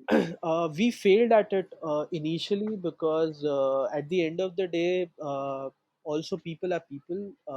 What works for them is very difficult to understand. So initially, we struggled to build teams. Uh, Okay. and that was a big failure for us because eventually initially like I took Huh. for my first transaction I could go as Baljeet to deliver the bike to my Australian client and give him that service, but when Right. my business is scaling, the Right. the employee who's going to serve my client has to give the same Baljeet experience to the Same client, right? visual. How do I Exactly implement right. that? That's a big challenge. So I need I to know. train them. I need to, groom them up. I need to make them understand what is customer centricity. Uh, Huh. and initially, we really struggled with that. But that was a huge failure for us because our revenue was clicking, but Okay. somewhere the customer experience was not getting taken care of when we were scaling. And then we Okay. realized that no, training and development is something where we need to invest more, where we need to focus more in making people work the way we would want our clients experience, how they would have Hmm. experienced with me and Purnima. Right. So we've really failed at that, and that somewhere made us felt at the business that we were not able to build it a brand the way we wanted it. But we did a 360 Hmm. degree. We took like a 6 months off focus from the business revenue. So we are not focused Okay. on revenue at all. We invested Mm-hmm. everything in training and development and focusing on building people. And Wow. today, Okay. like just to give you like an example, Mm-hmm. Enfield Riders as a business is listed on TripAdvisor as the most preferred recommended company by TripAdvisor for adventure travel in India. So for Right. last 3 years, we have been like getting the certificate of excellence, which is Right. the topmost honor in the fraternity for tourism or travel or adventure that you get Haha. provided from TripAdvisor, and that is purely because of customer reviews and customer experience that they submit uh, at that platform. Right. Right. Right. Right. Right. Wow. So it's really good to see how you've turned your failure to your success rate now. Yeah. Amazing. Amazing. That's great. Yeah. So then like couple of questions, Baljeet, which I still have. I'm not letting you go so easy because you are a startup coach also. So Okay. you need to coach my listeners also. Okay. So Baljeet, if I ask you like in the business, what are you struggling with right now? Are you actually struggling with anything? Like apart from the corona, please. Uh, well, I think we are always in struggle phase, and when I say struggle phase, Right. I think we take struggle as an ongoing thing for progress. I mean, like Mhm. that's how I see it, because Right. we struggle a lot making our benchmarks better. Because Haha. I think for any business, growth stops if they stop working on making it better, how to make it better, or how to progress it. That struggle Right. is always there internally within the team and within the company that अच्छा अब अच्छा तो कर रहे हैं अब इससे अच्छा क्या करें. And we Right. always keep saying that it's not about the competitors, it's not about if another company comes and does better at it. better than Right. us. It is always Mm-hmm. about how do we keep making ourselves better at what we are doing. So I think for us, uh, we pay a lot of attention to client reviews and client feedbacks. And Mm-hmm. when those come, and even if there is 9 out of 10 that we get, Mm-hmm. sometimes that one is just an operational issue. Say for example, Right. we have planned, like I'll give you an example, that we have taken one of our groups to from India to Singapore on a bike. Yeah, it's a Okay. 40-day adventure trip. You cross nine Okay. countries, so you have India, Myanmar, Laos, Vietnam, Malaysia, Indonesia, Thailand, and then Singapore, and you Okay. cross all the borders by road. Yeah, and it takes 40 Right. days to reach there. Right. Now, at the end of the trip, when we asked our clients, they said at some places the choice of hotels was not good, whereas we had picked the best of the best hotels that we could. But now, Hmm. from an operational issue, अगर Hmm. कुछ Vietnam के hotel में सुबह उठ के गर्म पानी नहीं था, तो गर्म पानी नहीं था, मतलब अब वो ऑपरेशनल इशू है. But if for the Right. client it is that, I am going with you because you are taking care of everything, right? Huh. Now, how do we make that better? That's a struggle for us, right? But Right. can we work on that and say that can we carry some heating, cables with us next time when we go? That just in case Huh. the hotel fails at that and it is really cold in the morning and a client needs a hot bath, can we Huh. make that arrangement? Right. Kind of those things which becomes like an operational nightmare for our teams, saying that Huh. this management has gone crazy, that they keep Right. telling us to make it better, but how do we make it better? But we never rest. We keep struggling with those operational issues and saying that how do we make them better? So, uh, corona or no corona for us, I think irrespective, the struggle to make things better within the organization and better our benchmark is Hmm. an ongoing effort that all of us do within the organization. Okay, that's nice. That's a quite good insight, yeah. Okay, so Baljeet, a very quick question: Are you money minded? Absolutely, yes. I would not even take like 2 seconds to answer that. Okay, so why don't you give me more insight about this? Like, how are you money minded? So see, I think my definition for being money minded is that irrespective of what you're doing in life or how you're running Mm-hmm. your business and how you're running your company or organization, Hmm.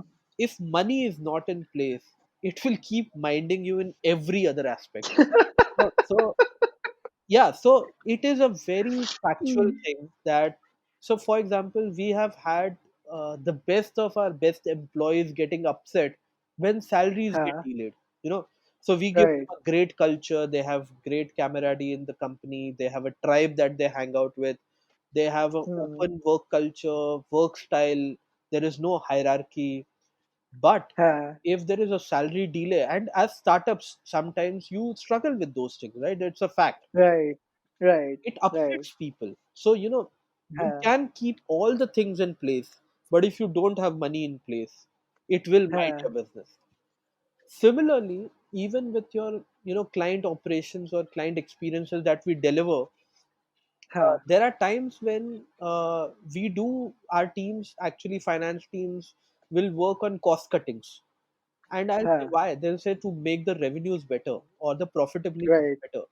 And I said, Right. all obviously boils down to money. But at the same time, it cannot be at the cost of making the client experience bad.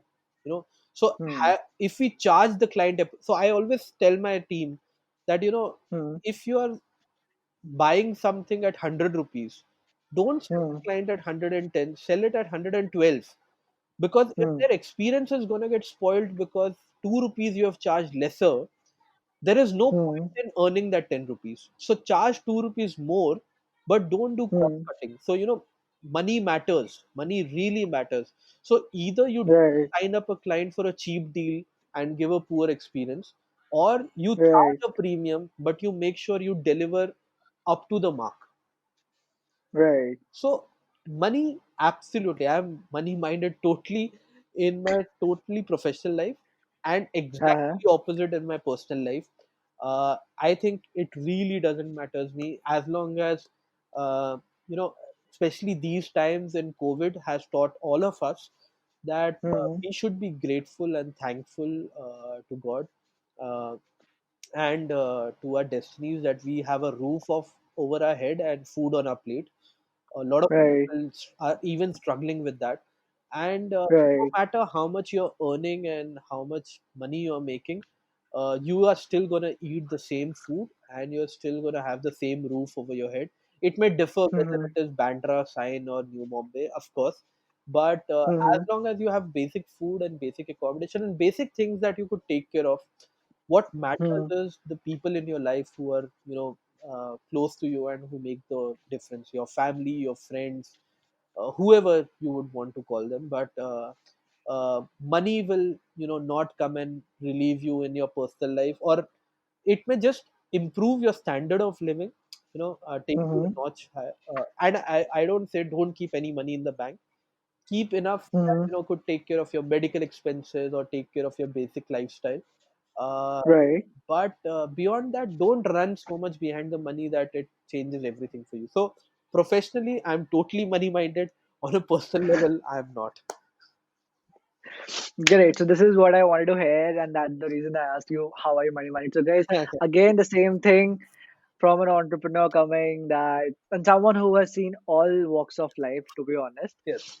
I would again say that keep be money minded, but don't be money minded. True. Now keep deciphering it. मैं इसको नहीं समझा रहा, बहुत लोग समझाते हैं, कोई बात नहीं.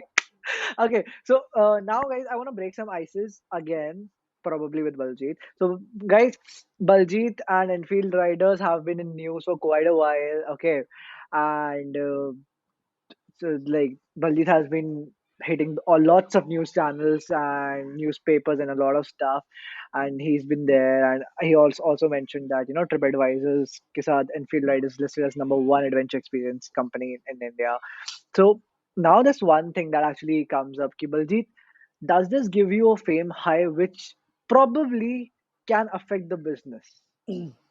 Does this happen with you in your mindset, or does this anywhere affect your mindset कि यार business खराब हो सकता है, या I'm going in a way of direction, am I running too fast, or whatever thoughts go in your head, I want to know them.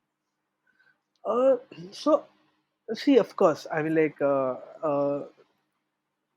I am what I am because of what my brand has bring me to, Right. brought to me. So whatever success I have achieved is because of Enfield Riders and bucket list experiences. And Right. when I see anywhere, and thank you for mentioning that, we are covered in so many media channels. So whether it was CNBC TV 18, we were in the Young Turks Entrepreneur of the Year, we were covered by Bloomberg for Rising Stars in India, Wow. uh, Right. we got covered by Lonely Planet, Times of India, Telegraph, a lot of newspaper Right. DNA. And touch wood, for us, the happiest thing is, uh, uh, all this is word of mouth for us. I mean, like, we don't have a PR team, we don't have a marketing team. None of these Hmm. articles are paid or anything. It's purely word of mouth which has gained us so much traction. So all Right. the media attention that we get helps us, actually helps the brand reach out to more people. So uh, fortunately, and I say Right. fortunately specifically, we don't have luxuries like well-funded startups to spend on Ha. marketing and promotion, because it's not Right. like we have raised 10 crores and we have gone out and put boarding hoardings all over Bombay with Enfield Riders and spending 3 crores on that. So we are Right. very conservative about marketing spends.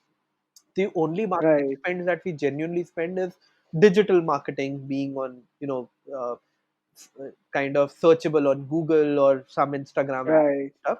But Right. media promotions are all word of mouth. So if anything that happens to, as a result of that, has been pro business for us and never negative for us, or even affected me or kept me on a pedestal and made me feel that, oh, like, now we are like all over the media or we have reached somewhere. I take Mm-hmm. this purely from a kind of perks that come with the business, that oh, it's great that I represent the company and hence I get the media coverage. But whatever Mm-hmm. has been earned is because of the brand and the work that the brand has done for our clients. So in a nutshell, I think it has always been pro for us, but definitely it is difficult to digest at times. Like initially, of course, I will be very honest with you, the first few Uh, media articles, like we got covered by Times of India on the front page and oh across my the nation. God. Yeah, now that brings your feet a little above the ground. It's just human tendency. And like Right. for 2 3 days I was up in the air and I was like, wow, now we are like, and post that, when that is not it stops bringing you any attention, you realize that Uh, okay, it was just an article. I mean, like, move on. So pat your back, congratulate yourself, but now right. aim for more accolades that you genuinely need to earn, and that will Right. be only earned by your work. So yeah. Great, great thing. Yeah, so this is something that, again, is somewhere an insight for all the entrepreneurs that are probably touching the highs. And I don't know if you're listening to this or not, but I really hope so. So something that you can definitely pick from here, that again, the highs and lows are like the sea waves, as Baljeet mentioned. Sometimes they're there, sometimes they're not. So yes, keep that in mind. So with that said, Baljeet, my last question to you is, if you want to give out a business mantra, although you have given out many, because definitely you told us the reasons. If you want to give out the business mantra, what would you give? What would you give out to my listeners? Okay, I think one bottom line which is true for and I'll go by the tagline of the show. Right. Uh, so Dhandho Ni Soch. Dhandho Ni Soch says this, that always make sure that you keep your expenses bare minimum. I mean, like, that's the bottom line for every business. Spend less than you earn, and no matter in the long run, it is always going to benefit you, always.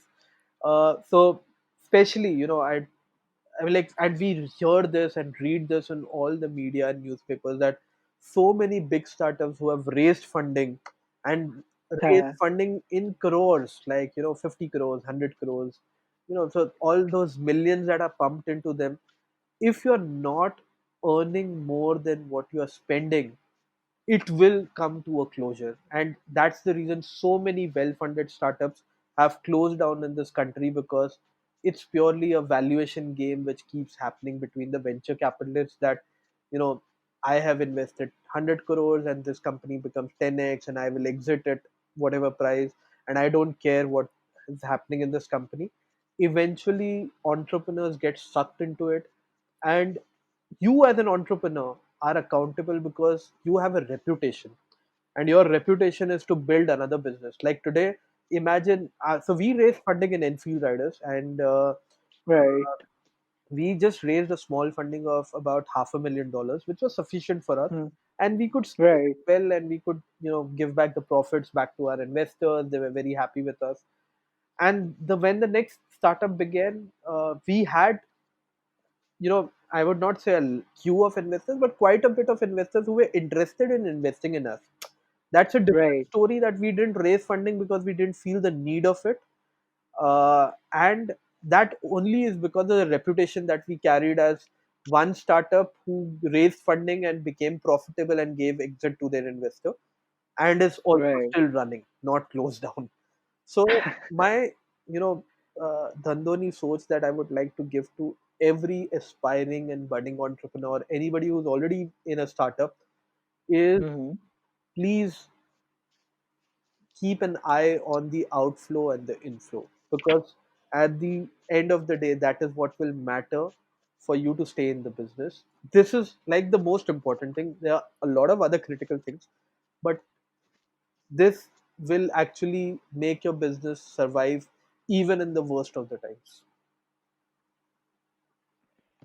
Wow. So that's the new advice, guys, that's coming in. Please keep that in mind.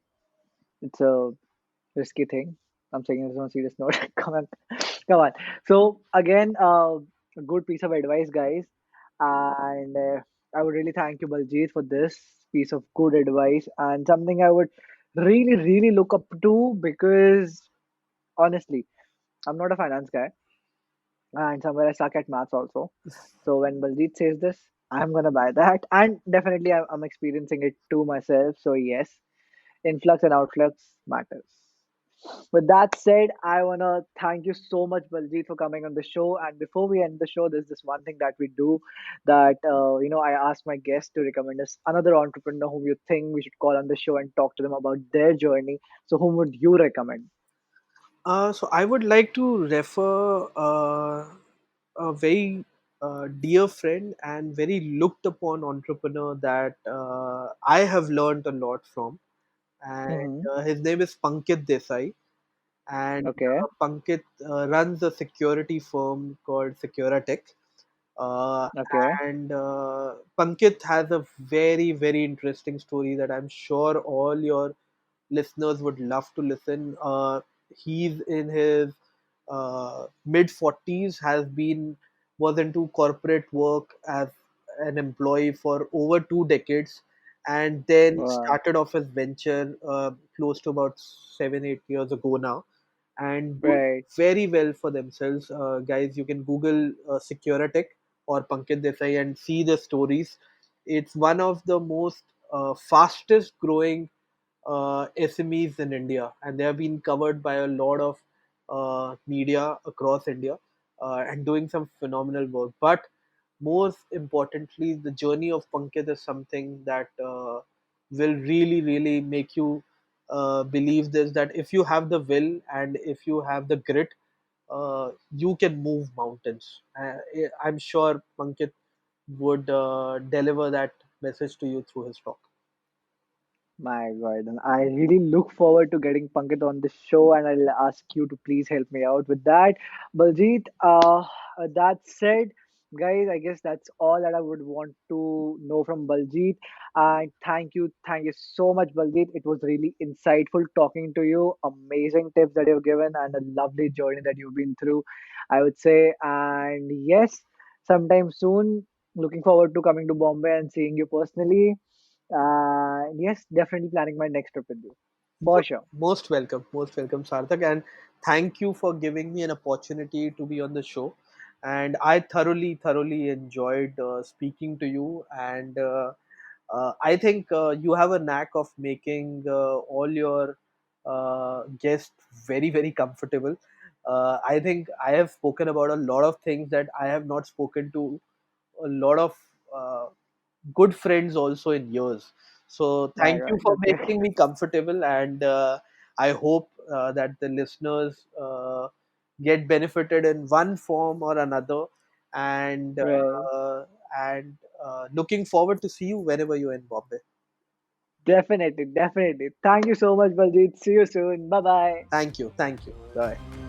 I hope that you're able to take back something insightful from this podcast and apply it in your life to be a better version of yourself and add to your Dhandho Ni Soch. If you know someone whom you think should feature on my podcast and has a very inspiring entrepreneurial journey, then do drop me a DM on my Instagram SarthakVarshney.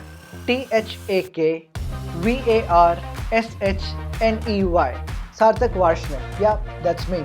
I'm the founder of SV Clicks, and SV Clicks is the producer of this show. You can find me on Facebook or LinkedIn as well with the same name. If you're willing to listen to more of such unheard, inspiring stories of the entrepreneurs, then don't forget to follow us by pressing that follow button on your podcast screen. Thank you for being such an amazing audience. Keep learning, keep growing. We'll be back soon. See ya.